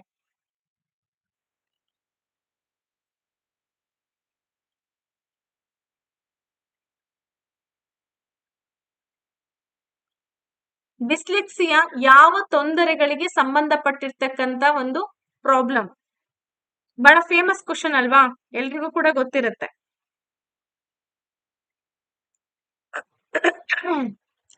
ಓದುವಂತಹ ಸಮಸ್ಯೆ ಅಲ್ವಾ? Very good. ಯಾರಿಗೆ ಈ ಒಂದು ಶ್ರವಣ ದೋಷ ಇರುತ್ತೆ, ಸಾರಿ ಶ್ರವಣ ದೋಷ ಅಂತ ನೋಡಿ, ಓದುವಂತ ಸಮಸ್ಯೆ ಇರುತ್ತೆ. ಸೊ ಓದುವಂತ ಸಮಸ್ಯೆ ಇದ್ದಂತಹ ಒಂದು ಸಮಸ್ಯೆಗೆ ನಾವೇನಂತ ಕರಿತೀವಿ? ಡಿಸ್ಲೆಕ್ಸಿಯಾ ಅಂತ ಹೇಳಿ ಕರಿತೀವಿ. ಇನ್ ಕೇಸ್ ಮಾತನಾಡೋದು ಒಂದು ಸಮಸ್ಯೆ ಇದೆ ಅಂತಂದ್ರೆ ಅಂತದಕ್ಕೆ ನಾವೇನಂತ ಕರಿತೀವಿ? ಮಾತನಾಡೋದು ಕೆಲವೊಂದ್ಸಲ ತೊದಲ್ಸ್ತಾ ಇರ್ತೀವಿ, ಕೆಲವೊಂದ್ಸಲ ಸರಿಯಾಗಿ ಮಾತಾಡಲ್ಲ. ಹ್ಮ್ ಅದನ್ನ ಸ್ಟಟರಿಂಗ್ ಅಂತ ಹೇಳ್ತೀವಿ. ಹಾಗೆ ಈ ಬರವಣಿಗೆಯಲ್ಲಿ ಸಮಸ್ಯೆ ಏನ್ರ ಇದೆ ಅಂತಂದ್ರೆ ಅದನ್ನ ಡಿಸ್ಗ್ರಾಫಿಯಾ ಅಂತೇಳಿ ಕರಿತೀವಿ ನಾವು. ಆಮೇಲೆ ಅಂಕಗಣಿತದಲ್ಲಿ ಸಮಸ್ಯೆಗಳು ಬಂತು ಅಂತಂದ್ರೆ ಅದನ್ನ ನಾವು ಡಿಸ್ಕ್ಯಾಲ್ಕುಲಿಯಾ ಅಂತೇಳಿ ಕೂಡ ಕರಿತೀವಿ. ಡಿಸ್ಫೋನಿಯಾ ಅಂತಂದ್ರೆ ಉಚ್ಚಾರಣೆಗೆ ಸಂಬಂಧಪಟ್ಟಿರ್ತಕ್ಕಂತ ಸಮಸ್ಯೆಯನ್ನ ಮಗು ಫೇಸ್ ಮಾಡ್ತಾ ಇದೆ ಅಂತಂದ್ರೆ ಅದನ್ನ ಡಿಸ್ಫೋನಿಯಾ ಅಂತೇಳಿ ಕರಿತೀವಿ. ಹಾಗೆ ಡಿಸ್ಥೀಮಿಯಾ ಅಂತಂದ್ರೆ ಅಂಗವೈಫಲ್ಯಕ್ಕೆ ಸಂಬಂಧಪಟ್ಟಂತ ಸಮಸ್ಯೆ ಕಂಡುಬಂತು ಅಂತಂದ್ರೆ ನಾವ್ ಅದನ್ನ ಡಿಸ್ಥೀಮಿಯಾ ಅಂತೇಳಿ ಕರಿತೀವಿ. ಸೊ ಇಷ್ಟೊಂದು ಕಲಿಕಾ ಸಮಸ್ಯೆಗಳನ್ನ ನಾವು ನೋಡ್ಬೋದು. ಇಷ್ಟ್ರಲ್ಲಿ ನಿಮಗೆ ಯಾವ್ದೊಂದು ಬೇಕಾದ್ರೂ ಕೇಳುವಂತ ಸಾಧ್ಯತೆ ಇದೆ. Okay, next 24th question. ಪ್ರತಿಭಾನ್ವಿತ ವಿದ್ಯಾರ್ಥಿಗಳು ತಮ್ಮ ಸಾಮರ್ಥ್ಯವನ್ನ ಯಾವಾಗ ಅರ್ಥ ಮಾಡ್ಕೊಳ್ತಾರೆ? Gifted students will realise their potential when. ಅವರು ಇತರ ವಿದ್ಯಾರ್ಥಿಗಳೊಂದಿಗೆ ಕಲಿತಾರೆ. ಅವರನ್ನ ಇತರ ವಿದ್ಯಾರ್ಥಿಗಳಿಂದ ಪ್ರತ್ಯೇಕಿಸಲಾಗಿದೆ. ಖಾಸಗಿ ಕೋಚಿಂಗ್ ತರಗತಿಗಳಿಗೆ ಹಾಜರಾಗುತ್ತಾರೆ. ಅವರನ್ನ ಆಗಾಗ ಪರೀಕ್ಷಿಸಲಾಗುತ್ತದೆ ಅಂತ ಇದೆ. They learn with other students. They are segregated from other students. They attend private coaching classes. They are tested frequently ಅಂತ ಇದೆ. So which one is the right answer? ಹಾಗಾದ್ರೆ ಡಿಸ್ಗ್ರಾಫಿಯಾ ಬರವಣಿಗೆ, ಡಿಸ್ಕ್ಯಾಲ್ಕುಲಿಯಾ ಗಣಿತಕ್ಕೆ ಸಂಬಂಧಪಟ್ಟಿದೆ. ತುಂಬಾ ಸಲ ಕಾಮನ್ ಕ್ವಶನ್ ಅಂತಾನೆ ಹೇಳ್ಬೋದು. ಡಿಸ್ಗ್ರಾಫಿಯಾ, ಡಿಸ್ಗ್ರಾಫಿಯಾಕ್ಕಿಂತಲೂ ಕೂಡ ಡಿಸ್ಲೆಕ್ಸಿಯಾವನ್ನ ಅವಾಗವಾಗ ಕೇಳ್ತಾನೆ ಇರ್ತಾರೆ.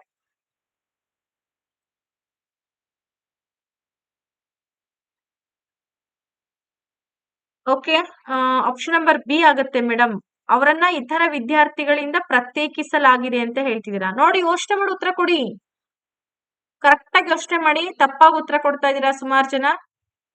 ಅವಸರ ಮಾಡ್ಕೋಬೇಡಿ, ಟೈಮ್ ತಗೊಂಡು ಉತ್ತರ ಕೊಡಿ.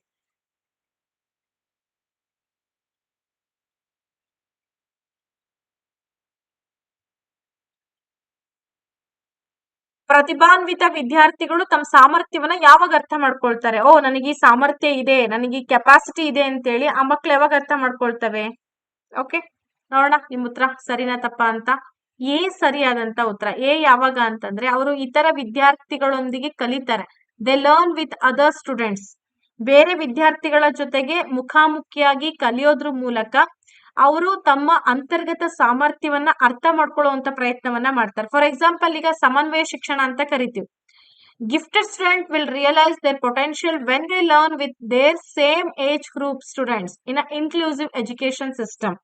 ಒಂದು ಅಂತರ್ಗತ ಶಿಕ್ಷಣ ವ್ಯವಸ್ಥೆಯಲ್ಲಿ ಮಕ್ಕಳು ಸೇಮ್ ಗ್ರೂಪ್ ಏಜ್ ಇರ್ತಕ್ಕಂತ ಮಕ್ಕಳ ಜೊತೆ ಬೆರೆತು ಕಲ್ತಂತ ಸಂದರ್ಭದಲ್ಲಿ ಗೊತ್ತಾಗುತ್ತೆ ಅವರ ಸಾಮರ್ಥ್ಯ ಏನಿದೆ ಅಂತ. ಅವಾಗವಾಗ ಪರೀಕ್ಷೆ ಮಾಡೋದ್ರ ಮೂಲಕ ಅವ್ರ ಸಾಮರ್ಥ್ಯ ಏನಿದೆ ಅಂತ ಗೊತ್ತಾಗುತ್ತಲ್ವಾ ಮೇಡಮ್ ಅಂತ ಅನ್ಬೋದು. ಆದರೆ ಅವರ ಸಾಮರ್ಥ್ಯವನ್ನ ಸ್ಪಷ್ಟವಾಗಿ ಅರ್ಥ ಮಾಡ್ಕೊಳ್ಬೇಕು ಅಂತಂದ್ರೆ ಅವರು ಈ ರೀತಿ ಬೆರ್ತಾಗ ಮಾತ್ರ ಅವ್ರಿಗೆ ಗೊತ್ತಾಗುತ್ತೆ ಅಂತ ಹೇಳ್ತೀವಿ. ಹಾಗಾದ್ರೆ ಉತ್ತಮ ಪಠ್ಯ ಪುಸ್ತಕ ಏನನ್ನ ತಪ್ಪಿಸುತ್ತೆ? A good textbooks avoid. ಏನ್ ಅವಾಯ್ಡ್ಸ್ ಮಾಡುತ್ತೆ? ಸಾಮಾಜಿಕ ಜವಾಬ್ದಾರಿಯನ್ನ ಅವಾಯ್ಡ್ ಮಾಡುತ್ತೋ, ಲಿಂಗ ಪಕ್ಷಪಾತ, ಲಿಂಗ ಸೂಕ್ಷ್ಮತೆ, ಲಿಂಗ ಸಮಾನತೆ, gender bias, gender sensitivity, gender equality ಅಂತ ಇದೆ. ಸೊ ಹಾಗಾದ್ರೆ ಆ ಗುಡ್ ಟೆಕ್ಸ್ಟ್ ಬುಕ್ ಏನನ್ನ ಅವಾಯ್ಡ್ ಮಾಡುತ್ತೆ?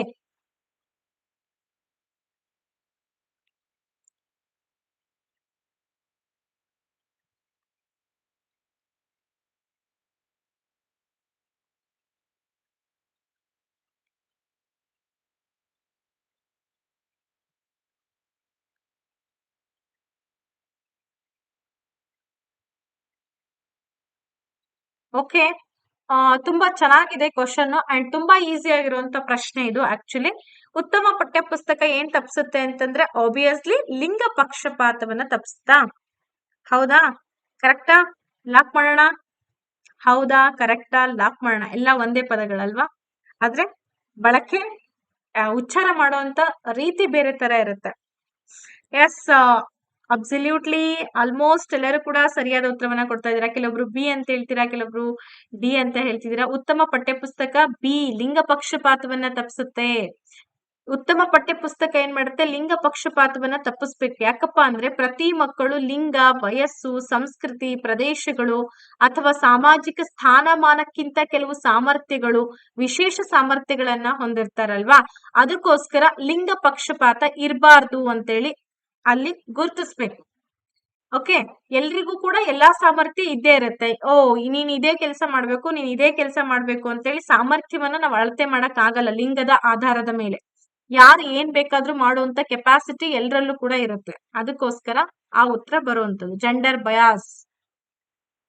26ನೇ ಪ್ರಶ್ನೆಗೆ ಹೋಗ್ತಾ ಇದೀವಿ.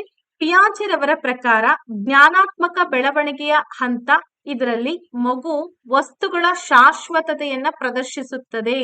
The stage of cognitive development according to ಪಿಯಾಜೆ in which a child displays objective performance is ಅಂತ ಇದೆ. ಹಾಗಾದ್ರೆ ಆಬ್ಜೆಕ್ಟ್ ಫರ್ಮಿನೆನ್ಸ್ ಅಂತ ಇದೆ. ಔಪಚಾರಿಕ ಕಾರ್ಯಾಚರಣೆಯ ಹಂತ, ಸಂವೇದನಾಶೀಲ ಹಂತ, ಪೂರ್ವ ಕಾರ್ಯಾಚರಣೆಯ ಹಂತ, ಕಾಂಕ್ರೀಟ್ ಕಾರ್ಯಾಚರಣೆಯ ಹಂತ. ಎಸ್, ನಿಮಗೆ ಗೊತ್ತಿದೆ ಸಂವೇದನಾಶೀಲ ಹಂತ ಮೊದಲನೇ ಹಂತ 0 to 2 years ತನಕ ಇರುತ್ತೆ. ಇನ್ನ ಪೂರ್ವ ಹಂತಕ್ಕೆ ನಾವು ಪೂರ್ವ ಕಾರ್ಯಾಚರಣೆಯ ಹಂತನು ಅಂತಾನು ಕೂಡ ಕರಿಬಹುದು. 2 ರಿಂದ 7 ವರ್ಷದವರೆಗೂ ಕೂಡ ಈ ಹಂತ ಮಗುವಿನಲ್ಲಿ ಇರುವಂತದ್ದು. ಇನ್ನ ಬಂದು 3ನೇ ಹಂತ ಯಾವುದು ಅಂದ್ರೆ ಕಾಂಕ್ರೀಟ್ ಆಪರೇಷನಲ್ ಸ್ಟೇಜ್ ಅಥವಾ ಮೂರ್ತ ಕಾರ್ಯಗಳ ಹಂತ ಅಂತೇಳಿ ಕರಿತೀವಿ. 7 ರಿಂದ 11 ವರ್ಷದವರೆಗೂ ಕೂಡ ಮಗುವಿನಲ್ಲಿ ಈ ಹಂತದ ಬೆಳವಣಿಗೆಯನ್ನ ಕಾಣ್ತಾ ಇದೀವಿ. ಇನ್ನ ಕೊನೆ ಹಂತ ಅಂದಾಗ ಔಪಚಾರಿಕ ಕಾರ್ಯಗಳ ಹಂತ, ಇದು 11 ವರ್ಷದ ಮೇಲ್ಪಟ್ಟಂತ ಮಕ್ಕಳಲ್ಲಿ ಕಂಡು ಬರುತ್ತೆ ಅಲ್ವಾ. ಹಾಗಾದ್ರೆ ವಸ್ತುಗಳ ಶಾಶ್ವತತೆಯ ಬಗ್ಗೆ ಗೊತ್ತಾಗುವಂತಹ ಒಂದು ಏಜ್ ಅಂದ್ರೆ ನೀವ್ ಹೇಳೋ ರೀತಿನೇ ಸರಿಯಾಗಿದೆ. ಈ ಸೆನ್ಸರಿ ಮೋಟರ್ ಸ್ಟೇಜ್ ಅಂತ ಏನ್ ಕರಿತಾ ಇದೀವಿ, ಸಂವೇದನಾಶೀಲ ಹಂತ ಅಂತೇಳಿ ಕರಿತೀವಿ. 0 ಯಿಂದ 2 ವರ್ಷಗಳವರೆಗೆ ಮಗುವಿನಲ್ಲಿ ಈ ವಸ್ತುಗಳ ಶಾಶ್ವತತೆ ಬಗ್ಗೆ, ಆಬ್ಜೆಕ್ಟ್ ಅನ್ನ ಗುರ್ತಿಸುವಂತದ್ರ ಬಗ್ಗೆ, ಆಬ್ಜೆಕ್ಟ್ ಅನ್ನ ನೋಡೋದ್ರ ಬಗ್ಗೆ ಎಲ್ಲಾನು ಕೂಡ ಗೊತ್ತಾಗುವಂತ ಒಂದು ಏಜ್ ಅಂತೇಳಿ ನಾವ್ ಇದನ್ನ ಕರಿತಾ ಇದೀವಿ. ಸೊ ಇಲ್ಲೇನಾಗುತ್ತೆ ಅಂತಂದ್ರೆ ಮಕ್ಕಳು ಸಂಪೂರ್ಣವಾಗಿ ಆ ವಿಷಯವನ್ನ ಅರ್ಥ ಮಾಡ್ಕೊಳ್ಳೋದು, ಆ ವಿಷಯವನ್ನ ತಿಳ್ಕೊಳ್ಳುವಂತ ಪ್ರಯತ್ನವನ್ನ ಮಾಡ್ಲಿಕ್ಕೆ ಹೆಚ್ಚಾಗಲ್ಲ. ಯಾಕೆಂದ್ರೆ 2 years ಮಕ್ಕಳು ಅಂತಂದ್ರೆ ಅವ್ರ ಮನಸ್ಥಿತಿ ಹೇಗಿರುತ್ತೆ ಅನ್ನೋದು ನಮಗೆ ಗೊತ್ತಿದೆ ಅಲ್ವಾ. ಸೊ ಹಾಗಾಗಿ ಅಂತರ್ಗತ ಶಿಕ್ಷಣವು ಶಾಲಾ ಶಿಕ್ಷಣ ವ್ಯವಸ್ಥೆಯನ್ನ ಸೂಚಿಸುತ್ತದೆ. ಎಂತಹ ಶಾಲಾ ಶಿಕ್ಷಣ ವ್ಯವಸ್ಥೆಯನ್ನ ಸೂಚಿಸುತ್ತೆ ಅದು? Inclusive education refers to a school education system that ಹೆಣ್ಣು ಮಗುವಿನ ಶಿಕ್ಷಣವನ್ನ ಮಾತ್ರ ಉತ್ತೇಜಿಸುವ ಅಗತ್ಯವನ್ನ ಒತ್ತಿ ಹೇಳುತ್ತದೆ. ಅಂಗವೈಕಲ್ಯ ಹೊಂದಿರುವಂತ ಮಕ್ಕಳನ್ನ ಒಳಗೊಂಡಿದೆ. ದೈಹಿಕ, ಬೌದ್ಧಿಕ, ಸಾಮಾಜಿಕ, ಭಾಷಿಕ ಅಥವಾ ಇತರ ವಿಭಿನ್ನ ಸಾಮರ್ಥ್ಯದ ಪರಿಸ್ಥಿತಿಗಳನ್ನ ಲೆಕ್ಕಿಸದೆ ಮಕ್ಕಳನ್ನ ಒಳಗೊಂಡಿರುತ್ತದೆ. ಡಿ ಏನ್ ಹೇಳುತ್ತೆ? ವಿಶೇಷ ಶಾಲೆಗಳ ಮೂಲಕ ವಿಶೇಷ ಅಗತ್ಯವಿರುವಂತ ಮಕ್ಕಳ ಶಿಕ್ಷಣವನ್ನ ಪ್ರೋತ್ಸಾಹಿಸುತ್ತದೆ ಅಂತ ಇದೆ. ಸೊ ಹಾಗಾದ್ರೆ ಈ ಇನ್ಕ್ಲೂಸಿವ್ ಎಜುಕೇಶನ್ ಎಂತಹ ಸ್ಕೂಲ್ಗಳಿಗೆ ರೆಫರ್ ಮಾಡುತ್ತೆ, ಎಂತಹ ಒಂದು ಶಾಲಾ ಶಿಕ್ಷಣ ವ್ಯವಸ್ಥೆ ಬಗ್ಗೆ ಸೂಚನೆ ಕೊಡುತ್ತೆ?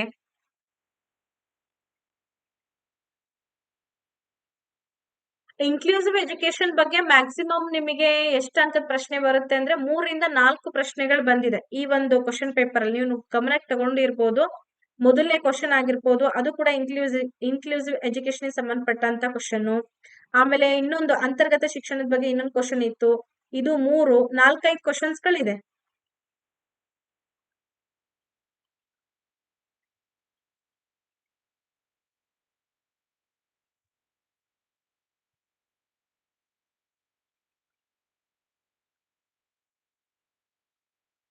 Okay, very good. ಆಲ್ಮೋಸ್ಟ್ ಎಲ್ಲರೂ ಕೂಡ ಸಮನ್ವಯ ಶಿಕ್ಷಣಕ್ಕೆ ಸಂಬಂಧಪಟ್ಟಂತ ಉತ್ತರವನ್ನ ಹೇಳ್ತಿದ್ದೀರಾ. Includes children regardless of physical, intellectual, social, linguistic or other differently abled conditions. ಎಲ್ಲಾ ಮಕ್ಕಳನ್ನ ಒಳಗೊಂಡಿರುವಂತ ಶಿಕ್ಷಣಕ್ಕೆ ನಾವು ಏನಂತ ಕರಿತೀವಿ? ಸಮನ್ವಯ ಶಿಕ್ಷಣ. ಆಬ್ವಿಯಸ್ಲಿ ನಿಮ್ ಉತ್ತರ ಎಲ್ಲರದು ಕೂಡ ಸರಿಯಾಗಿದೆ. 100% ಉತ್ತರ ಸರಿ. Very good. ಇಲ್ಲಿ ಸಿ ಸರಿಯಾಗಿದೆ. ಸಿ ಉತ್ತರ ಸಿ ಸರಿಯಾಗಿದೆ, ಡಿ ಅಲ್ಲ. 28ನೇ ಪ್ರಶ್ನೆಗೆ ಹೋಗೋಣ. ಅದ್ರ ಬಗ್ಗೆ ನಾನು ಹೆಚ್ಚು ಎಕ್ಸ್ಪ್ರೆಷನ್ ಕೊಟ್ಟಿಲ್ಲ. ಯಾಕೆ ಅಂದ್ರೆ ನಿಮಗೆ ಗೊತ್ತಿದೆ ಅಲ್ವಾ, ಸಮನ್ವಯ ಶಿಕ್ಷಣ ಅಂತಂದ್ರೆ ಹೊಸದೇನಿಲ್ಲ. ಅದ್ರಲ್ಲಿ ಬಂದಿರುವಂತ ಕೆಲವೊಂದು ಪ್ರೋಗ್ರಾಮ್ಸ್ ಗಳ ಬಗ್ಗೆ ತಿಳ್ಕೊಬೇಕು, ಅದು ಇಂಪಾರ್ಟೆಂಟ್. ಇತ್ತೀಚೆಗೆ ಏನೆಲ್ಲ ಪ್ರೋಗ್ರಾಮ್ಸ್ ಗಳಿದೆ, ಅದರಲ್ಲಿ ಆ ಮಕ್ಕಳಿಗೋಸ್ಕರ ಯಾವ್ದೆಲ್ಲ ಪ್ರೋಗ್ರಾಮ್ಸ್ ಗಳನ್ನ ಇಂಪ್ಲಿಮೆಂಟೇಶನ್ ಕೊಟ್ಟಿದ್ದಾರೆ ಅದನ್ನ ಒಂಚೂರು ನೋಡ್ಕೊಳ್ಳುವಂತ ಪ್ರಯತ್ನವನ್ನ ಮಾಡಿ.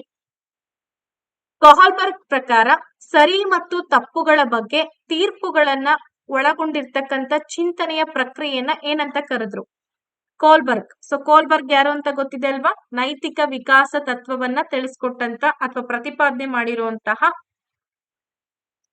ಮನೋವಿಜ್ಞಾನಿ. According to Kohlberg, the thinking process involved in judgements about questions of right and wrong is called ನೈತಿಕ ತಾರ್ಕಿಕತೆ, ನೈತಿಕ ವಾಸ್ತವಿಕತೆ, ನೈತಿಕ ಸಂದಿಗ್ಧತೆ, ನೈತಿಕತೆಯ ಸಹಕಾರ ಅಂತ ಇದೆ.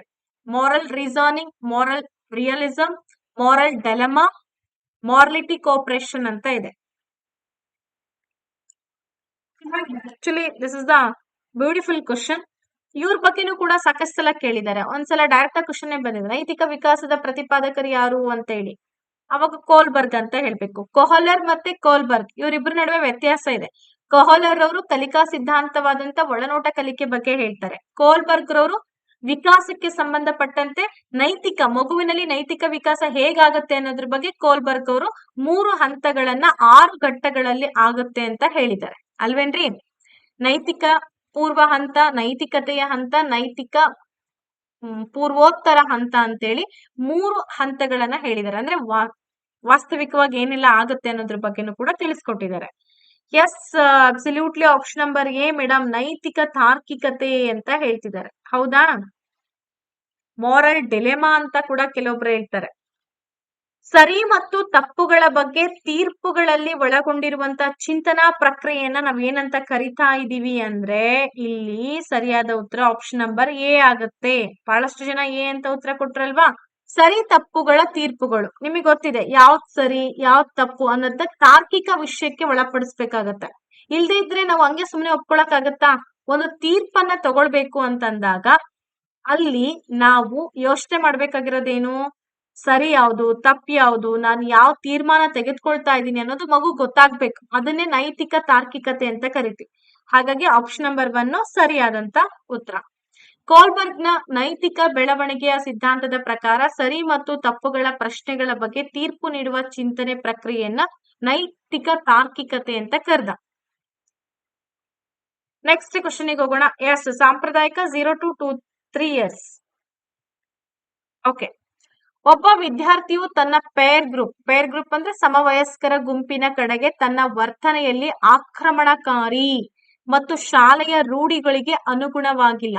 ಈ ವಿದ್ಯಾರ್ಥಿಗೆ ಸಹಾಯದ ಅಗತ್ಯವಿದೆ. ಯಾವ ಸಹಾಯದ ಅಗತ್ಯ ಇದೆ?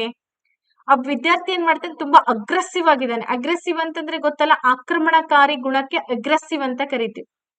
ನೋಡಿ, ಆ student is aggressive in his behaviour towards his peer group and does not conform to the norms of the school. This student needs help in ಅಂತ ಇದೆ. ಯಾವ ಒಂದು ಕಲಿಕೆಯ ಸಹಾಯ ಇದೆ? ಹೈಯರ್ ಆರ್ಡರ್ ಥಿಂಕಿಂಗ್ ಸ್ಕಿಲ್ಸ್ ಅಂದ್ರೆ ಉನ್ನತ ಕ್ರಮದ ಆಲೋಚನಾ ಕೌಶಲ್ಯಗಳು, ಕಾಗ್ನಿಟಿವ್ ಡೊಮೇನ್ ಅಥವಾ ಜ್ಞಾನಾತ್ಮಕ ವಲಯ, ಸೈಕೋಮೋಟರ್ ಡೊಮೇನ್, ಪರಿಣಾಮಕಾರಿ ಡೊಮೇನ್ ಅಂತ ಇದೆ. ಯಾವ ಡೊಮೇನ್ ಮೇಡಮ್ ಅರ್ಥ ಆಗ್ತಿಲ್ಲ ಅಂತ ಅನ್ಬೇಡಿ, ಸಿಂಪಲ್ ಆಗಿದೆ ಕ್ವಶನ್ ಆಕ್ಚುಲಿ ಬಂದ್ಬಿಟ್ಟು.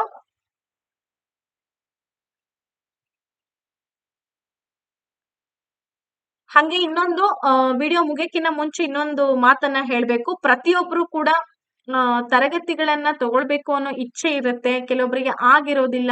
ಡೋಂಟ್ ವರಿ, ನೀವು ಇನ್ನೂ ಕೂಡ ತಗೊಳ್ಳಿಕ್ಕೆ ಅವಕಾಶ ಇದೆ. 8217670405 ನಂಬರ್ನ ಕಾಂಟ್ಯಾಕ್ಟ್ ಮಾಡೋದ್ರ ಮೂಲಕ ಟಿಇಟಿಗೆ ಸಂಬಂಧಪಟ್ಟಂತ ಪೇಡ್ ಕ್ಲಾಸ್ ಅನ್ನ ತಗೊಳ್ಬಹುದು. ಯಾರಿಗೆಲ್ಲ ಇಂಟ್ರೆಸ್ಟ್ ಇರುತ್ತೋ ಅವರಿಗೆ ನಂಬರ್ ನೋಟ್ ಮಾಡ್ಕೊಳ್ಳಿ.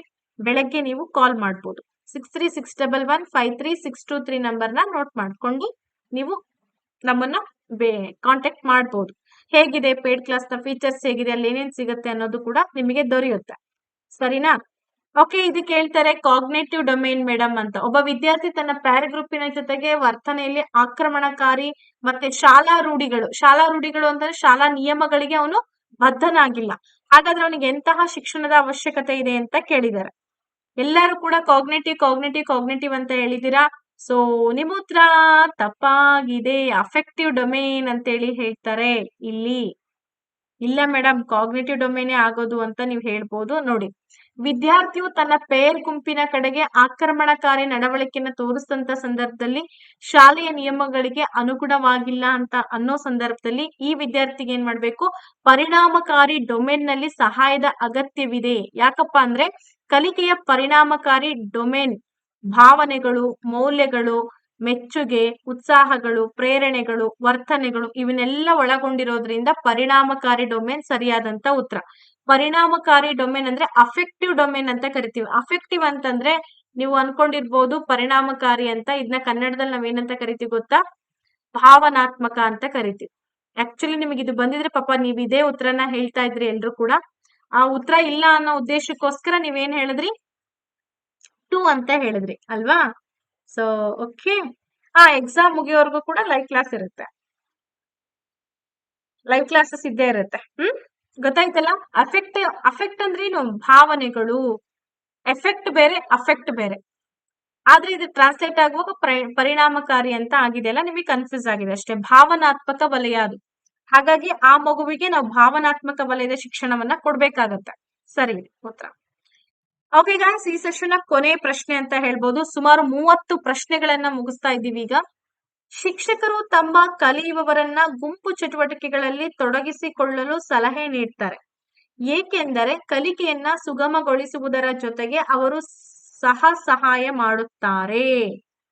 Teachers are advised to involve their learners in group activities because besides facilitating learning, they also help in socialization, value conflicts, aggression, anxiety ಅಂತ ಇದೆ. ಸಾಮಾಜೀಕರಣ, ಮೌಲ್ಯ ಸಂಘರ್ಷಗಳು, ಆಕ್ರಮಣಶೀಲತೆ, ಆತಂಕ ಅಂತ ಇದೆ. ಸೊ ಹಾಗಾದ್ರೆ ಇಲ್ಲಿ ಸರಿಯಾದಂತ ಉತ್ತರ ಏನಾಗುತ್ತೆ? ಹಂಗೇನೆ ನಾಳೆ ನಿಮಗೆ ಎಷ್ಟು ಗಂಟೆಗೆ ತರಗತಿ ಇರುತ್ತೆ ಅಂತಂದ್ರೆ, ನಿಮ್ಗೆ 1 ಗಂಟೆ ಮಧ್ಯಾಹ್ನ 1 ಗಂಟೆಗೆ ತರಗತಿ ಇರುತ್ತೆ. 11 ಗಂಟೆಗೆ ನಾನು ಆಕ್ಚುಲಿ VA ಕ್ಲಾಸ್ ಅನ್ನ ಮಾಡ್ತಾ ಇರೋದ್ರಿಂದ 11 ಗಂಟೆ ತೊಗೊಳಕ್ ಆಗಲ್ಲ. ಹಾಗಾಗಿ 1 ಗಂಟೆಗೆ ಕ್ಲಾಸ್ ಇರುತ್ತೆ. ನಾವು ಲಿಂಕ್ ಅನ್ನ ಟೆಲಿಗ್ರಾಮ್ ಗ್ರೂಪ್ ಅಲ್ಲಿ ಹಾಕಿರ್ತೀವಿ. ಯಾರಿಗಾದ್ರೂ ಇಂಟ್ರೆಸ್ಟ್ ಇತ್ತು ಅಂತಂದ್ರೆ ಅದು ಪಬ್ಲಿಕ್ ಕ್ಲಾಸ್ ಆಗಿರುತ್ತೆ, ಬಂದು ಜಾಯಿನ್ ಆಗಬಹುದು. ಟೆಲಿಗ್ರಾಮ್, ವಾಟ್ಸ್ಆಪ್ ಗ್ರೂಪ್ ಲಿಂಕ್ ಇರುತ್ತೆ. ಮೇಡಮ್ ಟೆಲಿಗ್ರಾಮ್ ಗ್ರೂಪ್ ಎಲ್ಲಿ ಸಿಗುತ್ತೆ ಅಂದ್ರೆ ವಿಡಿಯೋದ ಡಿಸ್ಕ್ರಿಪ್ಷನ್ ಬಾಕ್ಸ್ ಅಲ್ಲಿ ಟೆಲಿಗ್ರಾಮ್ ಗ್ರೂಪ್ ಲಿಂಕ್ ಅನ್ನ ಹಾಕಿರ್ತೀವಿ. ಇಂಟ್ರೆಸ್ಟ್ ಇರೋರು ಜಾಯಿನ್ ಆಗ್ಬೋದು. ನಾಳೆ 1 ಗಂಟೆಯಿಂದ 2 ಗಂಟೆವರೆಗೂ ಕೂಡ ತರಗತಿ ಇರುತ್ತೆ. ಸೊ ಬಂದು ಜಾಯಿನ್ ಆಗ್ಬೋದು. ಅಲ್ಲಿ ಕನ್ನಡ ಆಗಿರ್ಬೋದು, ಅಥವಾ ಇಂಗ್ಲಿಷ್ ಆಗಿರ್ಬೋದು, ಅಥವಾ ಸೈಕಾಲಜಿ, ಇದು ಯಾವುದೇ 3 ವಿಷಯಕ್ಕೆ ಸಂಬಂಧಪಟ್ಟಂಗೆ ನಾವು ಚರ್ಚೆಯನ್ನ ಮಾಡ್ತೇವೆ. ಸೋಷಲೈಸೇಷನ್ ಮೇಡಮ್ ಅಂತ ಹೇಳ್ತಿದ್ದೀರಾ, ನೋಡಿ ಯೋಚನೆ ಮಾಡಿ ಇನ್ನೊಂದ್ಸಲ. ಓಕೆ, ಪರವಾಗಿಲ್ಲ. ಯಾಕೆಂತಂದ್ರೆ ಏನಾಗುತ್ತೆ, ಟೈಮಿಂಗ್ ಹೇಳಿದೀನಿ, 1 ಗಂಟೆಯಿಂದ 2 ಗಂಟೆವರೆಗೂ ಕ್ಲಾಸ್ ಇರುತ್ತೆ. ಅದಕ್ಕೆಲ್ಲ ಕಾಲ್ ಮಾಡೋ ಹಾಗಿರಲ್ಲ. ಆಪ್ಷನ್ ನಂಬರ್ ಎ ಸರಿಯಾಗಿದೆ, ಸೋಷಲೈಸೇಷನ್ ಅಂತ ಹೇಳಿದ್ನಲ್ಲ. Teachers involve their learners in a group activities in facilitating learning. It also help student to enhance their social skills in group activities ಅಂತ ಇದೆ. ಅಂದ್ರೆ ಸೋಷಲೈಸೇಷನ್ ಅಂದ್ರೆ ನಿಮಗೆಲ್ಲ ಗೊತ್ತೇ ಇದೆ.